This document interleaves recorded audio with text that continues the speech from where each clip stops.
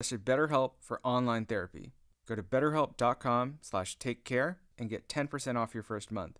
That's betterhelp.com/takecare for 10% off your first month. It's the Best Pro Shops night race at Bristol Motor Speedway. And it's a cutoff race in the NASCAR playoffs. You remember what happened last year, right? September 17th. Go to bristolmotorspeedway.com and get your tickets before they're gone. At Ingles, we know that life on the go sometimes requires a store that's ready to go right along with you. That's why we're proud to introduce Ingles Curbside. Our specially trained Ingles staff pick and pack your items with precise detail. We're not some third-party company, we're your grocer. We bring your fresh, temperature-controlled items right to your car based on your arrival time, like you've just done the shopping yourself. It's all in the bag. Ingles. Low prices. Love the savings. From the Ingles Studios, this is ESPN Asheville, WPEK, W225CJ Fairview, WMXF Waynesville, and iHeart radio station. I'm Doug Brown. The NFL's 103rd season kicks off tonight, right where last season ended, Inglewood, California, where the Super Bowl champion Rams host the Bills. Could the Rams win it again? ESPN's Dan Orlovsky. This football team has one flaw, one weakness, and that's depth. But it's the same flaw and weakness that they had last year. This is a very top-heavy roster. But this is an organization that believes in prehab and rehab and health and wellness. So they are built to kind of maintain the top-end talent that they have. Dan Orlovsky on First Take. Coming off their Super Bowl win, the Rams extend the contracts of head coach Sean McVay and GM Les Snead through the 2026 season. The Bills are actually a 2.5-point favorite on the road. FPI, though, gives the Rams a 56% chance of winning tonight. Clemson coach Dabo Swinney will sign a new 10-year, $115 million contract. The total money in that deal is a record for college football coaches. Think O'Reilly Auto Parts for all of your car care needs. We're close, convenient, and known for our guaranteed everyday low prices and excellent customer service from professional parts people you can trust. Stop by your local O'Reilly Auto Parts today. O'Reilly Auto Parts. Better parts, better prices every day. In the heart of Beer City, USA, two men, one journey to create a sports show unlike any other. Unfiltered, raw, and honest. One of them played a soccer goalie opposite Ben Stiller. The other once scored 6 points on Steph Curry. These guys know their shit. Let's go! Tank Spencer, Jeremy Greene, the Sportsocracy. Presented by Ingles Supermarkets. Low prices, love the savings. And Fred Anderson Nissan of Asheville.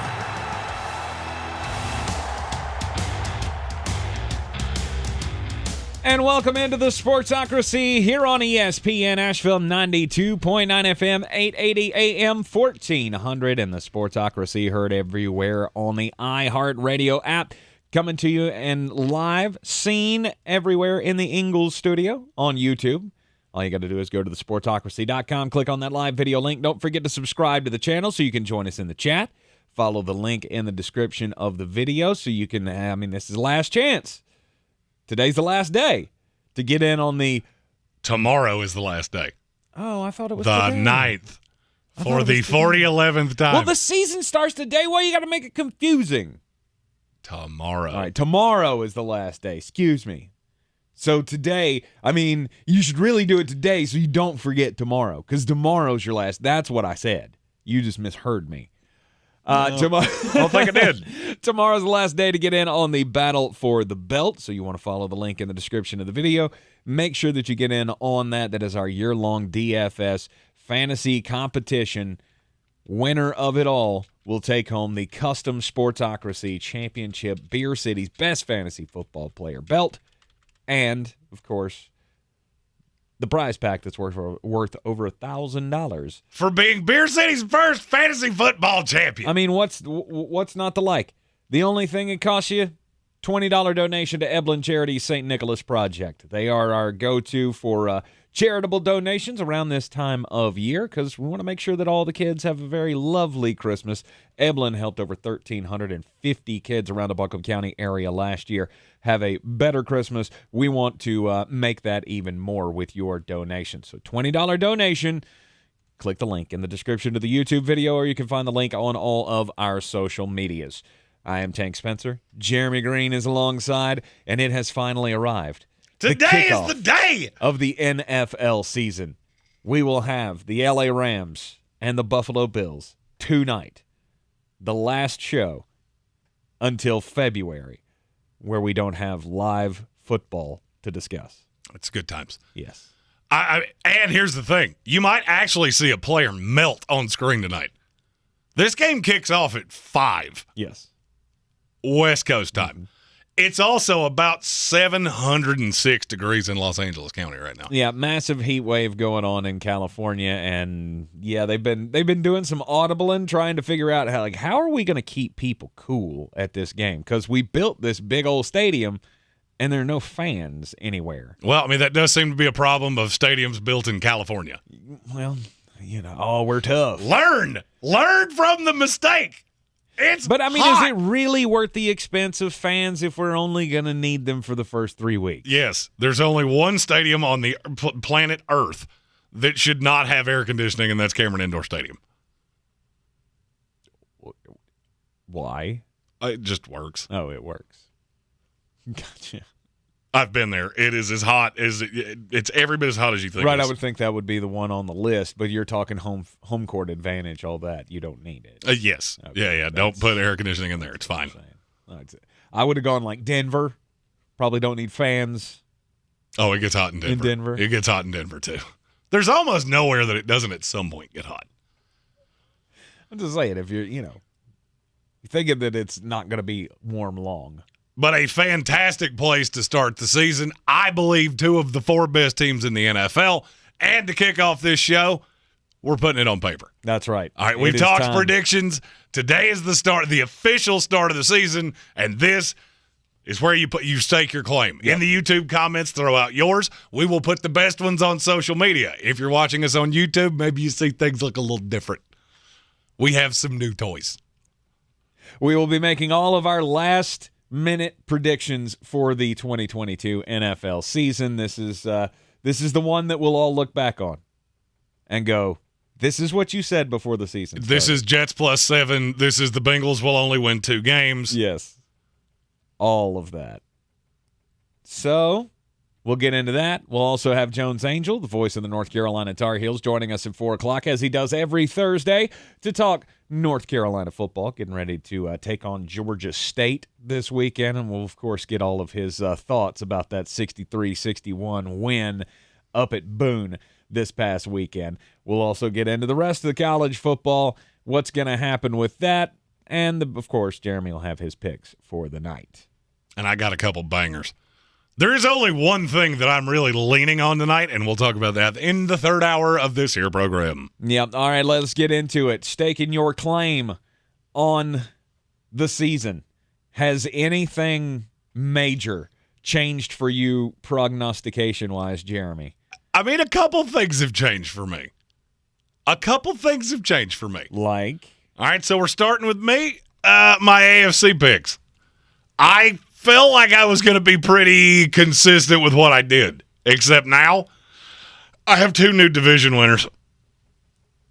It's the Cincinnati Bengals and the Las Vegas Raiders.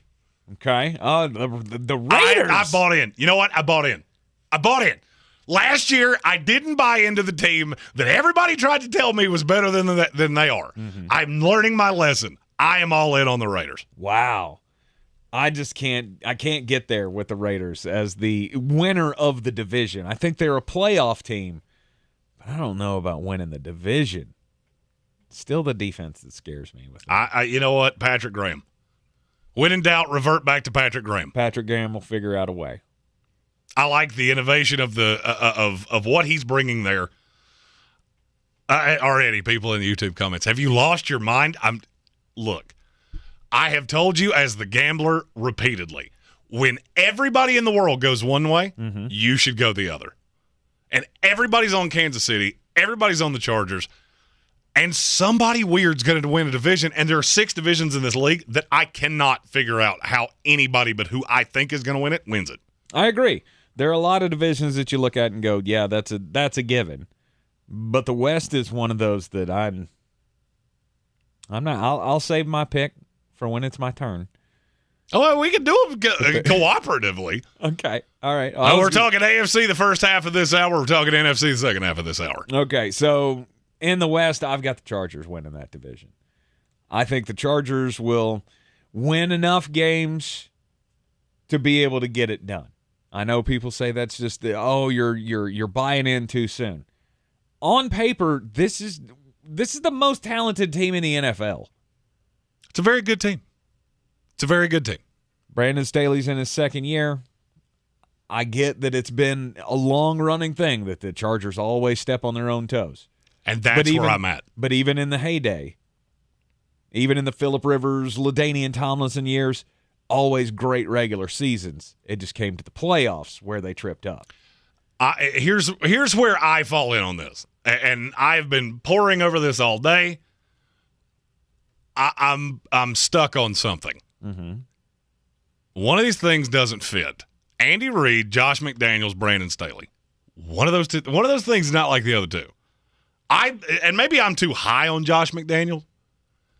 I feel like this is a very bright guy that is getting his second shot. He has been absolutely measured about where he goes. Mm-hmm. Why'd he choose the Raiders? Because he thinks he can win a Super Bowl here. He thinks he can win a Super Bowl here. Why did Patrick Graham come here? I promise you he did not have a lack of options. Right. The pass rush is good. Really give me a knock on this Raiders team.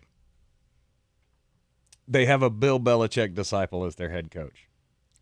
And I get it. I mean, tell me when this has ever worked before. When have you ever had a Bill Belichick disciple go take over a team and you went, yeah, that was awesome? All right, let me conversely say, when did a Bill Parcells disciple ever work? Oh, wait, until Bill. Mm-hmm. And then Bill Belichick did it, and then that narrative went out the window. So doesn't work until it does. Okay, all right. Like Zach Taylor off the Sean McVay tree last year. You're saying that Josh McDaniels will prove himself as a great head coach in this league this year. I can't tell you that he's going to prove himself this year. I think he will. Mm-hmm. I think that is a veteran-laden team that fought through a ton of adversity last year.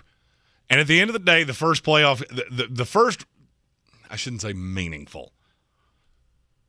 You're going into uncharted territory for the Chargers.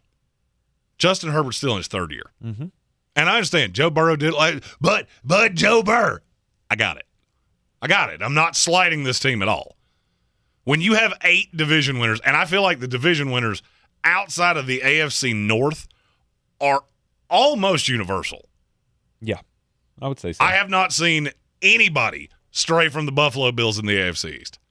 No. I have not seen anybody stray from the Indianapolis Colts in the AFC South. I have not either. So you're going to find one somewhere. Now, I think the AFC North is dead split. 2 teams make the playoffs. It's just a question which one gets home field. Mm-hmm. I have the Ravens as the number 1 team. That's your Super Bowl pick. So that's of course my Super Bowl pick. Yeah, I mean, I just look at this Ravens team and go, it's time. J.K. Dobbins is back. Lamar Jackson for MVP. Come on, let's get behind this train here. In our YouTube comments, I'm going to go with the last name because I don't know how to pronounce the first name. Wildriff asked, I need to know how someone can think McDaniels was a good idea after he completely dismantled Denver and drafted Tebow. He made the playoffs with Tim Tebow, who had quite possibly the worst NFL arm I've ever seen. Now, did he come in and think he was smarter than he was? Absolutely. That's why I think this is going to work. Mm-hmm. Because I've watched what he's done, and he was humbled. He was humbled. He saw what was happening in New England. All right, now it's my time to get out. Where's the best place I can land? So he goes to Derek Carr. Derek Carr is what he is. You're not going to make him a different quarterback at 30 years old. Mm-hmm. Brings in the best receiver in the NFL to me. Yes. I like the weapons. Is the line a bit of a question mark? It is. 100%. I could say the same thing on the right side of the LA Chargers. You could. Everybody has a question mark. To me, the line is the biggest one of theirs. And if you think back to those years in New England, it wasn't always the most talented lines that you saw there. Right. Get the ball out, make quick decisions. I think Josh McDaniels is a smart guy. Now, I've watched him terrorize my team off and on for the last 15 years. So I've seen a lot of how this offense works. And I can't emphasize this enough. I've seen Josh McDaniels go away from New England, and all of a sudden it has turned into pandelirium of just stupidity upon stupidity upon stupidity. Yeah. And that team made the playoffs last year, really having no business doing so. That was not a playoff talented roster, fact or fiction. I would say fact. There you go. That is my explanation of how I can believe in Josh McDaniels. Okay. Look, I get how people don't. This is not Raider hatred coming from me. I have the Raiders as the 6th seed coming out of the West. I've got 3 teams coming out of the West making the playoffs. Kansas City's my 7th seed. The Las Vegas Raiders are my 6th seed. I think they'll be able to do enough damage on offense. The question is, how many of those shootout games are they going to lose? Because you're going to get into a bunch of them. You'll be in them with Kansas City. You'll be in them with the LA Chargers. And I still don't buy that secondary. They're young. They're getting better. But are they good enough to win a division? I don't know. Yeah, I look at the Chargers and I go, you're going to be able to defend anything. I don't know the same thing about the Las Vegas Raiders. I get it. I have a feeling we're going to argue about the AFC North.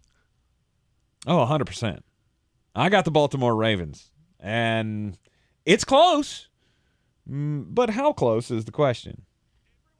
The housing market and this being the best time to sell a house in years. But the same thing applies to cars. Whether you're looking to buy a car, trade in, or sell that car in the driveway collecting dust, Fred Anderson Nissan of Asheville wants to buy your car. They have 2 on-site managers that work with Kelley Blue Book to give you top dollar for your vehicle. You can even have your car appraised instantly at AndersonNissan.com. Stop in and visit them today at 629 Brevard Road in Asheville or call them at 828-365-1663. Are you ready to tackle your banking needs? Home Trust Bank's team of expert advisors and lenders want to be your teammate. We want to hear your story, learn your aspirations, and assist you with financial needs and provide options that are tailored to you. With a wide range of personal, mortgage, and commercial services, you will discover all your banking needs under one roof with a local and personalized touch at Home Trust Bank. Score big with Home Trust Bank. Ready for what's next. Member FDIC, Equal Housing Lender. Sometimes it's the little victories that mean the most. Those everyday celebrations that bring a smile to our faces and joy to our hearts. At Ingles, we know there's no one you'd rather share those miniature, memorable moments with than family. Ingles, all the ingredients for family. It's the best pro shops night race at Bristol Motor Speedway. And it's a cutoff race in the NASCAR playoffs. You remember what happened last year, right? September 17th. Go to BristolMotorspeedway.com and get your tickets before they're gone. Better sleep gives you the energy you need to spend more time doing the things you love. Your sleep equipment helps you manage your sleep disorder and live a more active life. But it only works if you use it. Sleep equipment manufacturers recommend daily cleaning, and SoClean is a helpful complement to your daily routine. Join over 2 million SoClean customers enjoying peace of mind. Try SoClean risk-free for 30 days. Find out more at SoClean.com.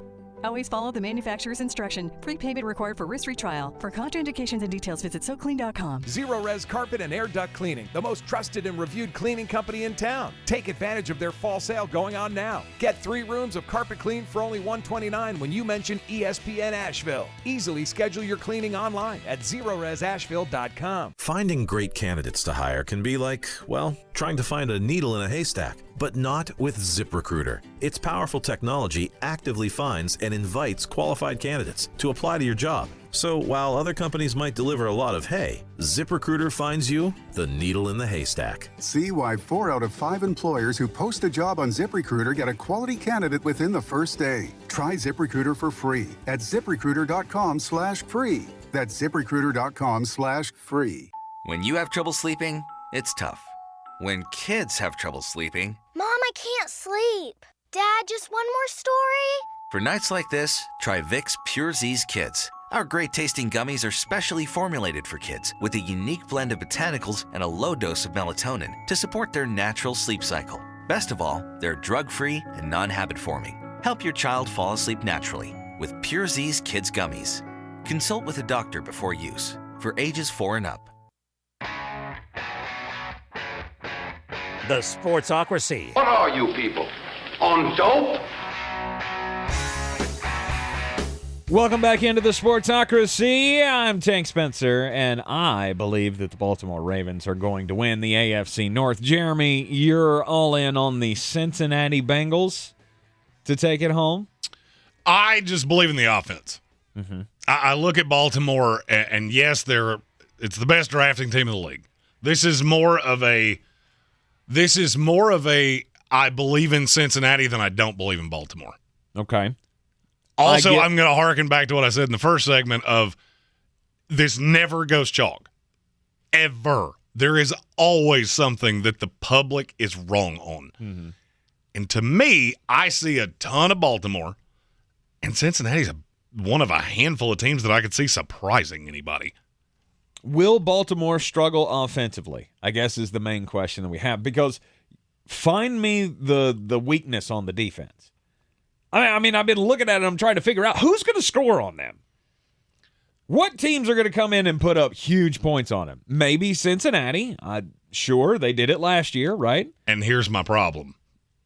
I'm not in love with the pass rush. You're counting on a ton of young guys. A ton of young guys that I've never really seen do anything. Odafe, I like the talent. Mm-hmm. Justin Houston, okay. I've seen that work in one place in the last 5 years. Wasn't it in Baltimore, though? It was. Okay. But it was also with Matthew Judon on the other side of it. Mm-hmm. You don't have that now. There's a lot of young guys in Baltimore. And when I look at their schedule, that's what it really came down to me. I feel like Baltimore does not get – there's never any stretch of their schedule where I go, oh, yeah, that's where you're going to reel off 3 of these in a row. Mm-hmm. Cincinnati's got a couple of points where I'm like, all right, I'm not saying it's sweet, but they can't hang with you scoring points. Right. And I'm picking nits here. But the fact that you've got Rashad Bateman, Mark Andrews, and according to every report out of Baltimore, your third target is Isaiah Likely. Yep. It's hard for me to believe that when you get into these shootouts that you're going to be able to shoot out with a Joe Burrow, a Justin Herbert. That's my only hesitation. Yeah. It's not that I don't believe in them. Mm-hmm. I just can't believe in them over Cincinnati. I mean, just looking at their schedule, they got Cincinnati, Buffalo, Tampa, Cleveland with Deshaun, and then Denver, I think are the only teams that I look at and go, they have the capability of putting up big points. But again, this defense is terrifying. And I think the defense may let you down a little bit. Okay. I'm not saying it's not good. I'm just saying you're going to get into shootouts in the AFC where it's first 1 to 40 wins. Mm-hmm. Can Baltimore do that? Sometimes. Sometimes they can. And I'm not sure they can do it with Cincinnati. Okay. When I went through the entire schedule, Baltimore and Cincinnati wound up with the same record. The only difference is Cincinnati beat them twice. Mm-hmm. Oh, you got them winning both. I've got them winning both. Wow. See, that's one thing I just couldn't do, and maybe that's the difference between our schedules. We probably have them losing the exact same games, except for I got them split in the season series. And so Baltimore, to me, just as long as they stay healthy, I think they're the cream of the crop in the AFC. They're very, very good. But the cream of the crop in the AFC, to me, is not hard to figure out. It's the team playing tonight. Nobody circles the wagons like the Buffalo Bills. The Buffalo Bills are very good. They're very good. They're no Baltimore Ravens, though. All right. Can I ask you a question here? Yes. What exactly does Baltimore do better than Buffalo? Draft? I'll give you that. Yeah. In terms of talent, I mean, where are you beating me? A corner, I'll running agree. the football for one. Whoa, Tell you at that. Maybe. It gets very Kenyon Drake, Mike Davisy if J.K. Dobbins is not healthy. Gus Edwards, you're forgetting about Gus him? Edwards on PUP list. Yeah, but he'll be I back. ain't no telling when weeks. we're going to see him. He'll be back in 4 weeks. It'll be fine. That's fine. If you're telling me it's Kenyon Drake, Mike Davis, and Gus Edwards, I believe I'll be fine.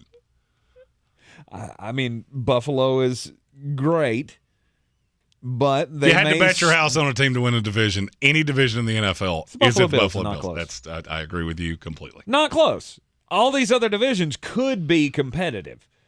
The East is not. The AFC East, it's the AFC East and the NFC North. And the NFC East. Same as I felt like it was. It still just sits right. I mean, you have come around. I do believe you have come around to my way of thinking. We'll get to the NFC next hour. But it still sits right on the stomach like a bad meatloaf. In the AFC, though, I mean, Buffalo's good. Don't get me wrong. I mean, they're second seed. They'll be the second seed behind the Baltimore Ravens. Give me the knock. I'm still waiting. What is it exactly that takes where you have one and not the other? Oh, the knock on Buffalo? Who has the better quarterback? The Buffalo Bills. Yeah. You're talking about running game. Mm-hmm. I'm going to make a sweeping declaration here that James Cook is way better than people think. I mean, that'd be fine. He's all you got. I mean, Devin Singletary's fine. I got Devin Singletary. If I got he's Lamar the two, Jackson and J.K. Dobbins up against your James Cook. Okay, if you're throwing into quarterback, you do know mine can run too, right? Like a Lamar Jackson can? No. Touchdown-wise? In terms of getting in the end zone? Yeah, I'll take Josh Allen. This is one of those times. I was a year ahead, I guess. I undersold how important the experience was. Now you've had the experience. Mm-hmm. Now you've had to sit there on the sidelines. You have watched them celebrate. You know that feeling in the pit of your gut, and everything out of Buffalo, just tells me this is the year. And then the one division we haven't talked about yet, the AFC South. And it could be competitive.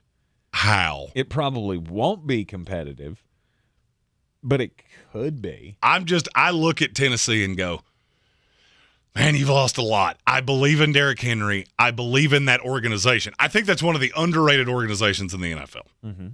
Very well put together from the top down. Mm-hmm. But, man, you've lost a lot. With now Landry out.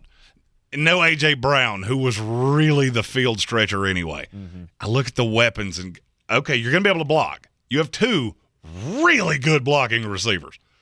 So in terms of running the ball, that's fantastic. I just look at this team and go, are you going to run the veer? Because if you do that, then you got a shot. And that may be what it comes down to.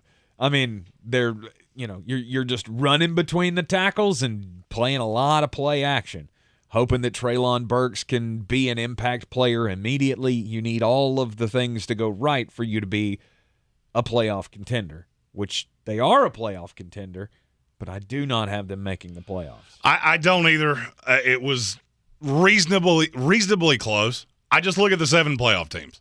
All right, I got the 4 obvious division winners, Kansas City, the Chargers, and my other playoff team is, I don't remember. I'm going to have to flash the screen back. Oh, Baltimore. I was blanking on who the other one was. 2 out of the North, 3 out of the West, division winner in the East, division winner in the South. Mm-hmm. That's where I'm at. And we have the same teams. We have the same 7 teams in the playoffs, just the order may be a little jumbled up. How do we feel when it comes to the NFC? When we come back from the break, we'll get just a bit outside, and we'll talk about it. This is your Exergen Temporal Scanner weather forecast on ESPN Asheville. Just a stray storm in our forecast here tonight, and then increasing rain chances this weekend as rich tropical moisture is advertised to come up from the Gulf of Mexico Saturday and Sunday. And right now it looks like our heaviest rains could be Saturday here in Asheville. Our low tonight, 61 in the valley, 50s with elevation. Isolated thunderstorm drifting south, mostly cloudy Friday, 75. And then rains up from the south Saturday and Sunday with 60s and 70s. I'm meteorologist Scott Lariamore. That's the latest Weather Channel forecast. This report is sponsored by Mattress Warehouse of Asheville. They've extended the Labor Day sale at Mattress Warehouse. Save up to $1,000. Plus, get free next day delivery. Don't lose sleep over it with mattresses starting at just $99. Get 0% interest financing and a 1-year price guarantee. Visit Mattress Warehouse. Summer's over, but that joint pain is still there. Time to do something. I want you to call QC Kinetix now. You've put it off long enough. It's time to get real, lasting relief from chronic pain in your knees and back and shoulder and hips. QC Kinetix can get you moving again with cutting-edge regenerative treatments with no drugs, no downtime, and no surgery. Regenerative medicine uses highly concentrated healing properties from your own body to restore and repair damaged joint tissue. And QC Kinetix is the nation's leader in this exciting breakthrough natural approach to eliminating joint pain. Lots of people here have done this, and they're living life to the fullest, pain-free. Don't assume the old ways of dealing with joint pain are the only ways. Call QC Kinetix today. Stop putting it off. Call now for a free consultation. 828-333-9517. That's 828-333-9517. With locations in Asheville and in Greenville, QC Kinetix. 828-333-9517. If cleanliness is next to godliness, look around the car right now. Is that very godly? Look, life comes at you fast, but so does WNC Auto Detailing. They have the tools to make your interior look like it's coming off the showroom floor. You don't believe me? Check them out on Instagram. All that filth and years of stains disappear. WNC Auto Detailing does full interior and exterior details with paint correction, and they do wax and ceramic coatings. Call WNC Auto Detailing at 455-3700. Premium care with a Southern hospitality touch. At Ingles, whether we're celebrating Friday night rivals, televising college basketball games, bringing the Fan Fest to semi-pro soccer, or taking you out to the ball game at your minor league park, it's all in the bag. Ingles, low prices, love the savings. Black Mountain, get ready to rock. Dark City Rock Fest, presented by Elite Events and Promotions, is coming to Silverados Saturday, September 17th, starring Saving Abel. $20 in advance, 25 day of show, and a portion of the proceeds will go to United Way, Dark City Rock Fest with Saving Abel. Saturday, September 17th at SilveradosWNC.com. I believe real estate isn't about properties. It's about people. I am Clarissa Marshall with eXp Realty, serving all of Western North Carolina. Navigating the home buying and selling journey can feel overwhelming at times, and that's why having an agent who cares about you and your needs is key. I'm a native of Western North Carolina, and I close over a home a week. I'm an expert in the market, pricing my sellers correctly to net you the most money, and working as a skilled negotiator for my buyers. Please give me a call today at 828-774-6343 to set up a complimentary market analysis. Boy, you must be outside your mind. The Sportsocracy. Just a bit outside. He tried the corner and missed. And welcome back into the Sportsocracy. Time to get just a bit outside, and I think this is a big day. This is a big day for our hometown sport. The hometown sport of North Carolina. I think we can, well, I mean, there is college basketball. But then it's NASCAR, right? I mean, all the teams are centered here. And now they're doing something next year for the 2023 NASCAR All-Star Race. They're bringing it back to North Carolina, and it's going to North Wilkesboro. I mean, this is a place that was a ghost town, like 18 months ago, 2 years ago, something like that. It's been revived. It's back on the circuit. And now the All-Star game, or the All-Star race, excuse me, is going to be at North Wilkesboro Speedway. I think it's phenomenal. Hey, I might actually watch that. I think this is what NASCAR needs to do. Like, we should just give up the ghost on trying to become a pop culture sport, which I feel like they've been trying to do for years. And let's just get back to old school. Let's do more gimmicky things like this. You went back to doing the dirt racing at Bristol, and that's been fun. You finally put rain tires on them and started running them in the rain. That's all I care about. It's a car. Windshield it's meant wipers. to go in weather. I feel like this is what you should do. You should go back to smaller venues. You'll see, you'll get less of that backlash from going to the big super speedways and seeing all of the empty seats. You go back to smaller venues. You make it more of a television sport rather than the big, ginormous Coliseum type events. I think that might be the path forward for NASCAR. I can't disagree with you. Do you know the name Miles Robinson? Miles Robinson. Is he a running back? No, that's Miles Sanders. Oh. Miles Robinson plays for the U.S. men's national soccer team. Oh, yep. I had no clue. I had absolutely no idea who this person was until yesterday because he was arrested at an Atlanta bar for adamantly refusing to pay for a single shot of alcohol he took, and his rationale was, it's just $5. It's really hard because soccer is just one of those things. I get it. I understand why you like it. I'm just not going to do it. If I wanted to watch a bunch of people spend 100 minutes failing to score, I would take my friends to a bar. All right? So soccer's just not my thing. Yeah.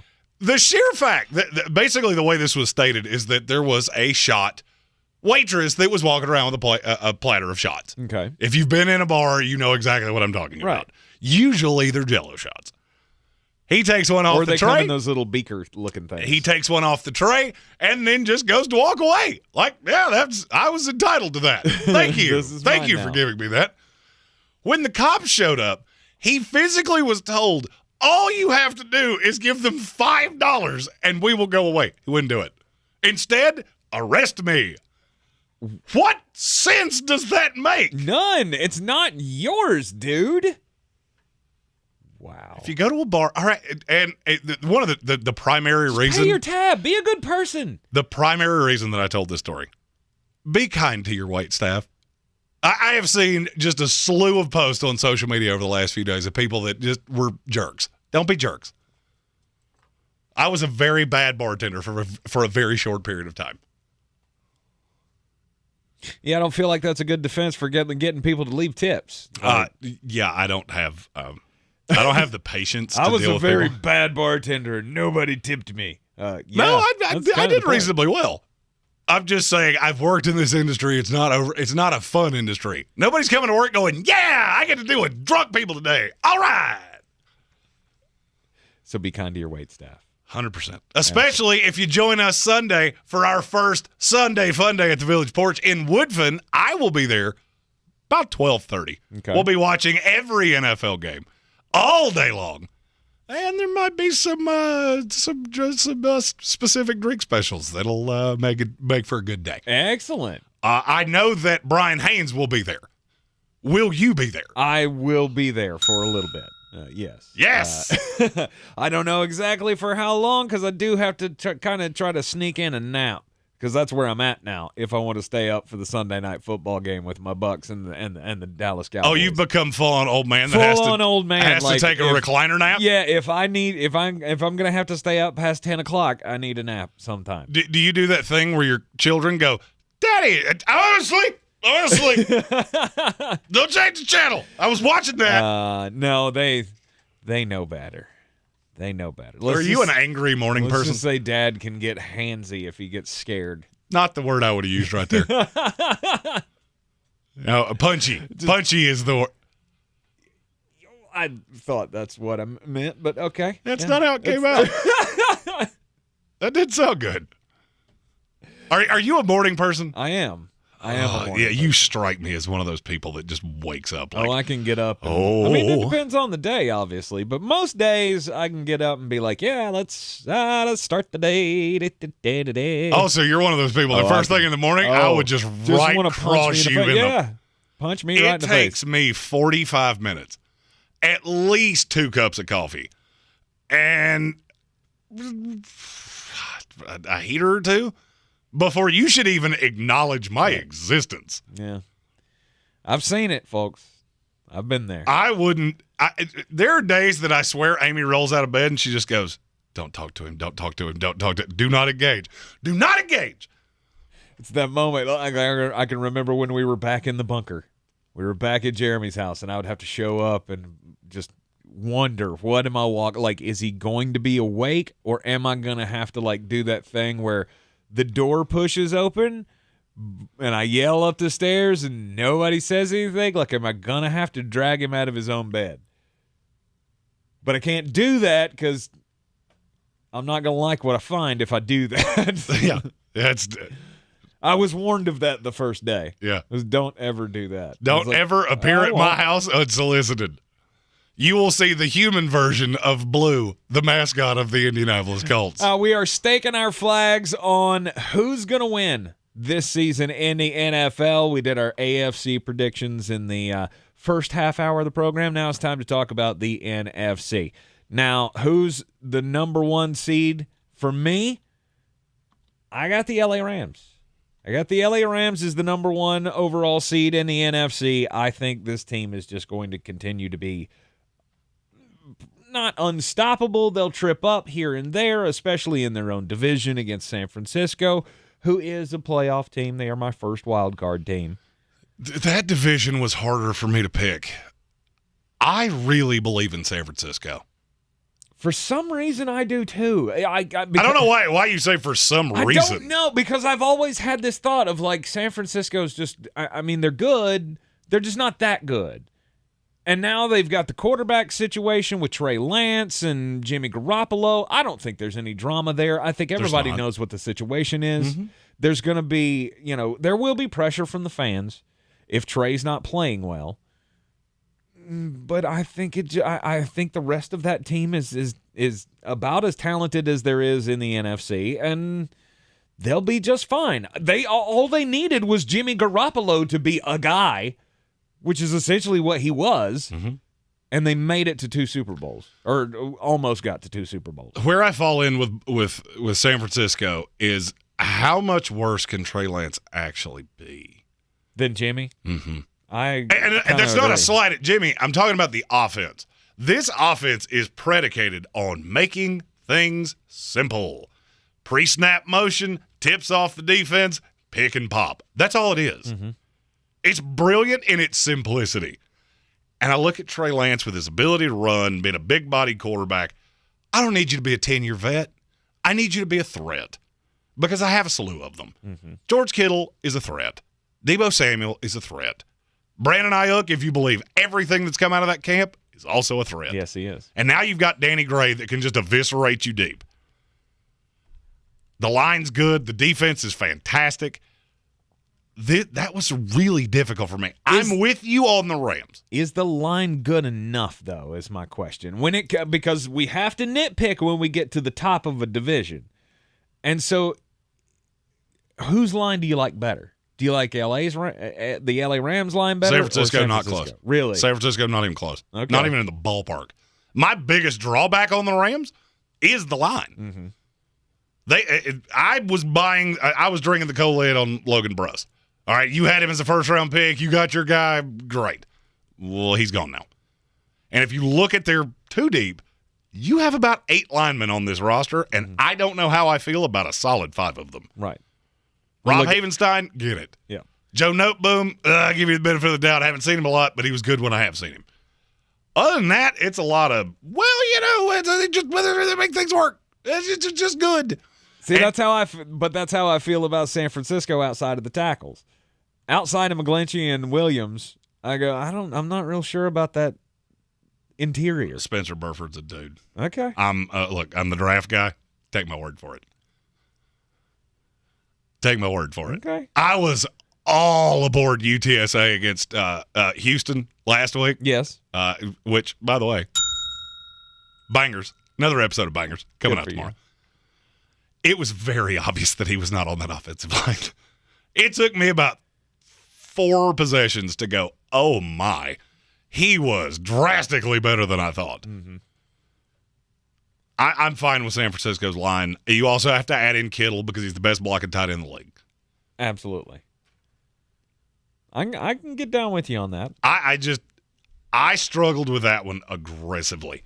And I weighed it, and I thought about it, and I considered, and I just couldn't do it. I have San Francisco as the 5. I have the Rams winning the division. Mm-hmm. So we're in the same boat on that one. Now we're going to disagree on the 2 because I have the Tampa Bay Buccaneers. Of course you do. Not a homer. Hashtag no homer. We talk about this all the time, and you fail to listen on your own team. I'm not going to listen. I will believe in Tom until Tom breathes no more. I don't even have you winning your own division. And that's fine. I don't even have you winning your own division. You think the Saints are right there? Okay. I do. I think they are exponentially better than you defensively. I think they are going to beat you at least once. Mm-hmm. And the fact that I have seen Tom Brady play with interior line issues before, and it was the worst years of his career. Now he's going to do it at 45 years old. And God forbid anybody else gets hurt. You have 3 linemen that I trust at all. Mm-hmm.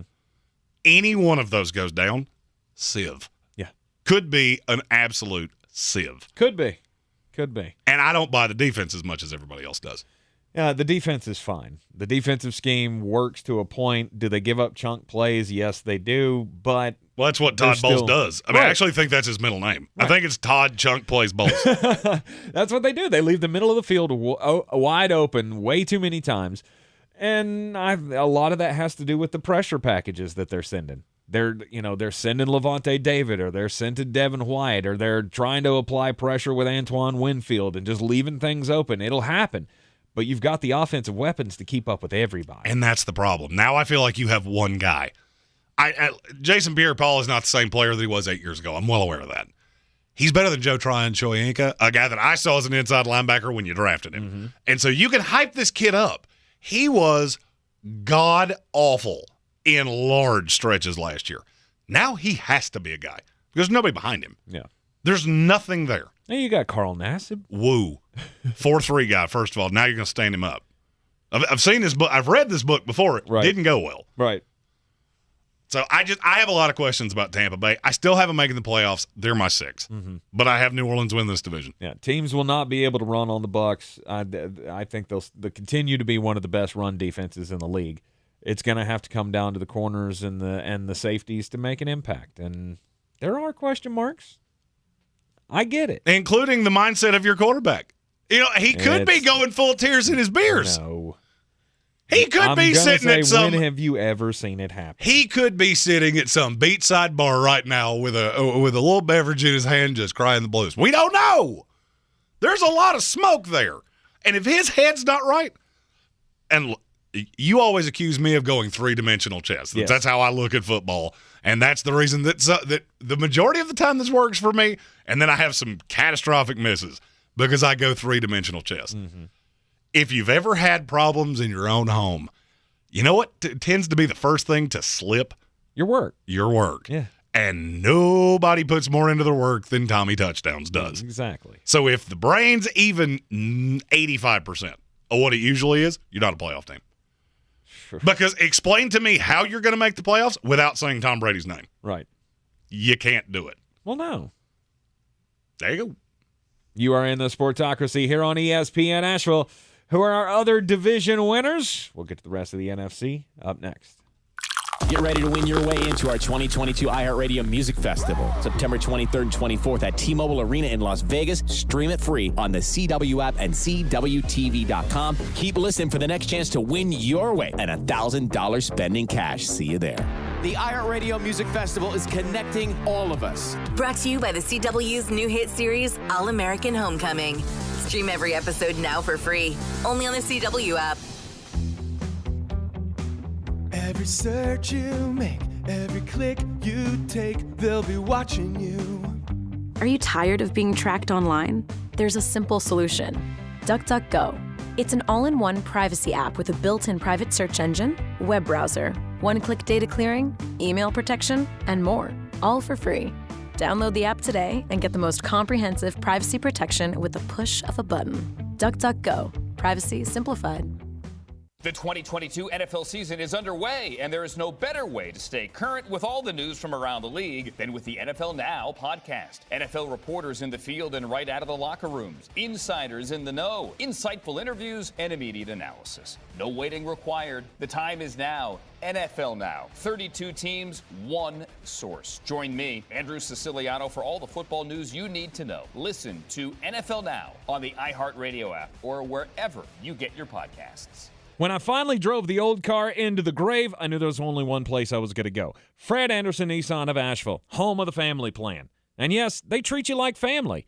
I went in, told them what I was looking for, told them my budget, and in no time, I was signing the paperwork on my certified pre-owned vehicle. They have the area's largest selection on quality pre-owned vehicles and certified Nissans. They go through a 167-point inspection, so you know it's not going to let you down. They gave me the Carfax report, so I know the history of my vehicle. And the Fred Anderson family plan gives me things like oil changes and car washes and loaner cars if I have to have major work done on the car in the future. For me, buying a car has always been an intimidating thought. But the folks at Fred Anderson Nissan of Asheville made it super easy. Don't be like me. Don't wait till the last minute to get a deal done. Go to AndersonNissan.com or stop by the showroom at 629 Brevard Road. And don't forget to mention we sent you from the Sportsocracy and get a $250 bonus on your trade-in at Fred Anderson Nissan of Asheville. Since man created roads, they've been looking for ways to get off-road and vehicles to take them there. That's where Outlaw Off-Road comes in. A premier off-road center for Jeeps, trucks, and SUVs with a complete lineup of off-road and overland services,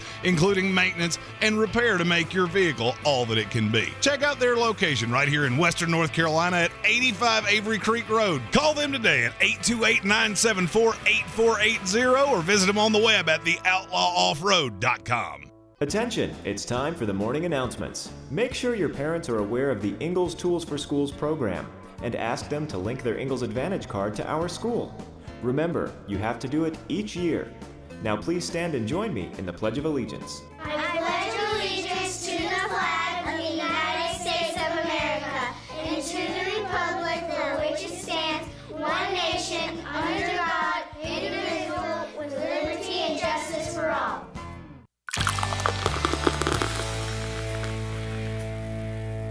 The Sportsocracy. Ice up, son. Ice up. Planting the flags for the start of the NFL season. We got Thursday Night Football tonight on Amazon. By the way, that's going to be a new little wrinkle into your weekly schedule. Checking it out on Amazon, LA Rams and the Buffalo Bills. I've also got to – I would be remiss if I didn't do this. Big ups to Pat Mack, fellow West Virginia Mountaineer. Does he ever on not game work? Day. Let's go, baby! Does he ever not work is my question. He is the hardest working man in all of radio. I mean, he's doing wrestling. He's taking a break from SmackDown. Oh, is he? He's taking a break from SmackDown to do College Game Day. And I'm going to be really honest, I haven't watched Game Day for more than a handful of minutes in the last 3 years. You will watch it I love Lee Corso. Every morning you'll be up with your cup of coffee. No doubt. No doubt. Putting all my wagers down. Let's go. Oh, my gosh. You knew I was getting that in today. So in love. He's so in love with Pat Mack. Well, here's the thing. We just barely missed each other being best friends, and now it's destined to be a thing. All right, Jeremy and I both have the LA Rams to win the West this year in the NFC. Over in the South, he's got the Saints. I've got my Bucks. Of course he does. Well, of course I do. Homer. No. Are you actually trying to defend your homerism? Yes. Chat. Get him. But Jameis Winston. That's all I need. It's okay. But that defense. I mean, I get it. The defense is really good. Really good. Not so sure about all the corners, but okay. They'll be fine. With Tyrann Mathieu, I feel just fine. They'll be fine. I mean, the safeties will be great. You got Honey Badger and Mr. DUI, and then... Yeah, Marcus May. Stop driving cars. All right? Just do us all a favor. Marcus May just getting DUIs and not telling anybody and then pulling guns out in traffic. And, I mean, he could eventually – I mean, this could very well be Kansas City Chiefs safeties 2.0 because, I mean, he gets in trouble again. You're looking at Daniel Sorensen. Ooh. Yay. And then Paulson Adebo. I like Paulson Adebo. Is he a dude? I like Paulson Adebo. Okay. Just saying, there's some question marks for me in the secondary, but there's not much. I like the Saints. They're my 6th seed. Yeah, they're my 3 seed. Your 3 seed. The NFC North. It's Green Bay. It's not close. End of story. I don't know about it's not close. I got them winning the division by a full 3 games. I'm not far off of that. Okay. I mean, do you think the Minnesota Vikings are going to be able to threaten I think the Minnesota's Green Bay good. Packers? I think Minnesota's good. I think you're going to learn a lot from this weekend. That will be one of the games I am most interested to see how Asheville Police Chief David Zack picks in his return for Beat the Chief right here on this program, this time tomorrow. Yeah, he will be joining us at 4 o'clock tomorrow afternoon to play the newest version of Beat the Chief. Oh, we've got to talk about that fire suit he wore at his wedding. Oh, that was great. The Fire. blue suit. Fire. Yeah. With Go Bills on the cuffs. Now, so you may be surprised to hear, but I do have the Minnesota Vikings making the playoffs. They're my 7, but I do have them making the playoffs. Secret time? So do I. You do I have too? the Minnesota Vikings making the playoffs as well. Okay. And really, it's close. And I'll be honest with you, when I broke this down, I'm going to have to say something because we're in a Panthers market. So, all right, I'm going to have to – I'm not unwinding. I'm not backpedaling. I'm just – now that I have looked at it, it is not as insane that the Carolina Panthers make the playoffs as we have possibly made it out to be. Okay. Because they were my 8. Really? They were my 8. Wow. And they missed the playoffs by 1 game. They were not even close to making the playoffs. They were my 8. So I have officially doubled down from where I started. They were my 8. You got the them NFC going, is brutally bad. What, 9-8? I had them at 9-8, yeah. I had them at 9-8. Yeah. And Minnesota was not – so I actually shouldn't have said it that way. They missed it by the tiebreaker with Minnesota because they were tied with them. Mm-hmm. And the Detroit Lions were 1 game behind the 2 of them. And then there was a chasm to the Dallas Cowboys. Yeah. How about them Cowboys? Beep, beep, beep. Ooh, yeah, I did not have the Cowboys winning the division. I had the Dallas Cowboys winning 6 games. I didn't have the Cowboys winning making the playoffs. I have the Dallas Cowboys winning 6 games. No, I got them at 8 and 9. I got them at 8 and 9, and part of me feels like I might be a little generous, but I figured the Tank's generous. I figured there's no way that they're going to be that bad. This is still a good offense. Oh, I think it's a disaster. Why? Unmitigated. I am lower on the Dallas Cowboys today, the kickoff Thursday, than I have been all offseason long. Why? Why not? What exactly do they do well that I'm going, yeah, the offensive line? Dak Prescott. You Dak Prescott real well. And he will be running for his life. Seacrest out. He does Dak Prescott real well. I feel like they will be able to, they lost Amari Cooper, yes, but CeeDee Lamb, I think, is going to have a monster year this year. In triple coverage. Michael Gallup will be back in 2 weeks, so they'll have another receiver. And then? Tony Pollard is going to play more as a wide receiver than you think. Oh, yeah, that always works so well. The history of, we're going to use our running back in the slot. That has gone epically badly the vast majority of the time. How many of those guys were actual slot receivers, though? How many is Tony Pollard an actual slot receiver? I mean, he was in college. There's a lot of guys that were in college. So was Demetric Felton. Does that make you feel warm and fuzzy? Oh, okay, I didn't think so. I think there's a little bit of a difference between the two of them, but okay. I like Tony Pollard. Right. I think you could have Jim Brown and Barry Sanders and you would struggle around run by that offensive line. And you have nothing to take the pressure off of you because it's CeeDee Lamb and a bunch of dudes. Mm-hmm. Philadelphia Eagles win the division comfortably. I actually don't even have Dallas second. I have the Washington Commanders second by a full game. That's crazy. Insane to me. I don't see Washington as a contender for anything. And low-key, watch out for Sam Howell. Had some discussions over the course of the week. Okay. Won't be shocked if that is the 2023 starter of the Washington Commanders. Okay. All right. So, do we have a playoff team different? No. All of them. Yeah, they're all the same. We have the same 14 teams. Just a little bit of different order in how we think things are going to shake out. You are in the Sportsocracy here on the ESPN Asheville, 92.9 FM, 880 AM and 1400. Jones Angell, the voice of the North Carolina Tar Heels, joins us next. This is your Exergen Temporal Scanner weather forecast on ESPN Asheville. Just a stray storm in our forecast here tonight, and then increasing rain chances this weekend as rich tropical moisture is advertised to come up from the Gulf of Mexico Saturday and Sunday.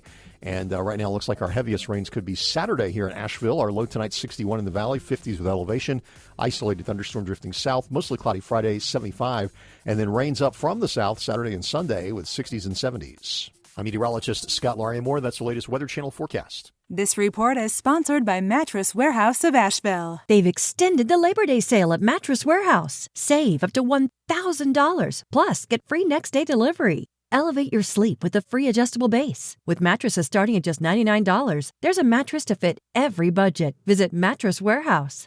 Wendy's new French toast sticks are so delicious, some are saying that they're better than their mom's breakfast. Excuse me. Did you just say Wendy's new French toast sticks are better than my breakfast? Mom, is that you? Answer the question. I said some people are saying that because they're so crispy on the outside and fluffy on the inside and perfect in every way. Uh-huh. And what do you think? I think it's time to tell people to choose wisely. Choose Wendy's new sweet and crispy home-style French toast sticks. That's still not an answer. At participating U.S. Wendy's during breakfast hours. Leaving a child in a hot vehicle can lead to their death very quickly.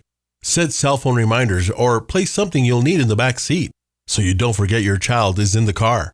Look for your baby before you lock. Brought to you by NHTSA. From the Ingles Studios, this is ESPN Asheville, WPEK, W225CJ Fairview, WMXF Waynesville, and iHeart radio station.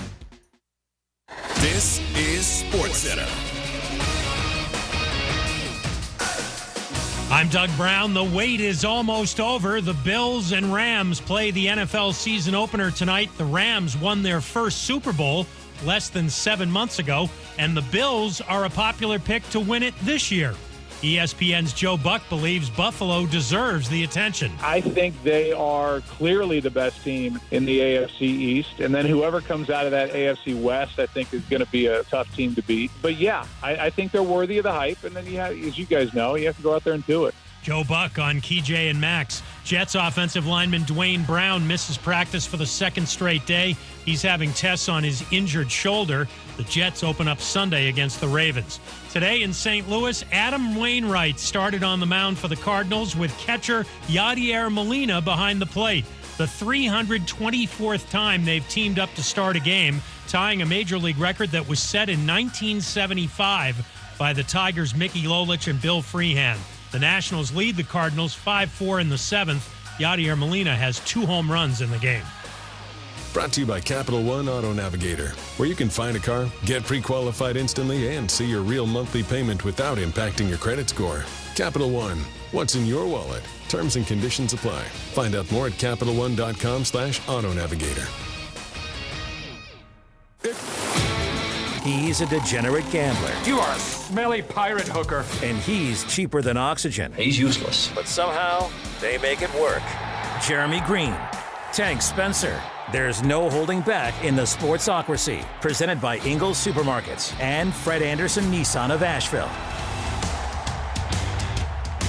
It's ESPN Asheville, 92.9 FM, 880 AM and 1400. The Sportsocracy, heard everywhere on the iHeart Radio app, seen everywhere on YouTube. Don't forget to go to thesportsocracy.com, click on that live video link, subscribe to the channel, and don't forget to click on that link for the Battle for the Belt in the description of the YouTube video. You can also find the link on all of our social medias. You want to be Beer City's best fantasy football player? Enter today. And don't forget the $20 donation to Eblin Charities St. Nicholas Project to get you in. And if you win our season-long DFS contest, we got a championship custom-made Sportsocracy belt. We also have a prize pack worth over $1,000 for the winner of it all. Yes, Jeremy says that he is going to keep the belt and give the prize pack up if he goes. I got to ask Jones Angell, voice of the North Carolina Tar Heels, joining us here in the Sportsocracy. Jones, is that right? Do you think that Jeremy should be able to keep the belt if he wins it? I think in the rule you got to be the man, you got to beat the man, right? So that's the only way you can get that's the only way you can get the belt, as far as I'm concerned. He's giving the woo in the background. He likes it. To be the man, you got to beat the man. So anyhow, speaking of to be the man, I believe in football, you got to play some defense. That's the one major takeaway that I have of this start for the North Carolina Tar Heels is where are we going to be able to find the defense to shut down some of these teams? Last week was amazing back-and-forth battle. Well, I mean, it was a lot forward and then a lot back in the fourth quarter against Appalachian State. That 63-61 game, do you have I'm surprised you have a voice left. Yeah, what a wild game. And there are a couple things about it. Number one, I just thought it was so strange how it was almost like it was 3 games within that game. You had the start where Appalachian came out hot and that was to be expected, and they had a bunch of emotion, and the stadium was loud, and they played well. First 3 possessions, they scored a touchdown on each drive, and Carolina found itself down 21-7 early in the second quarter.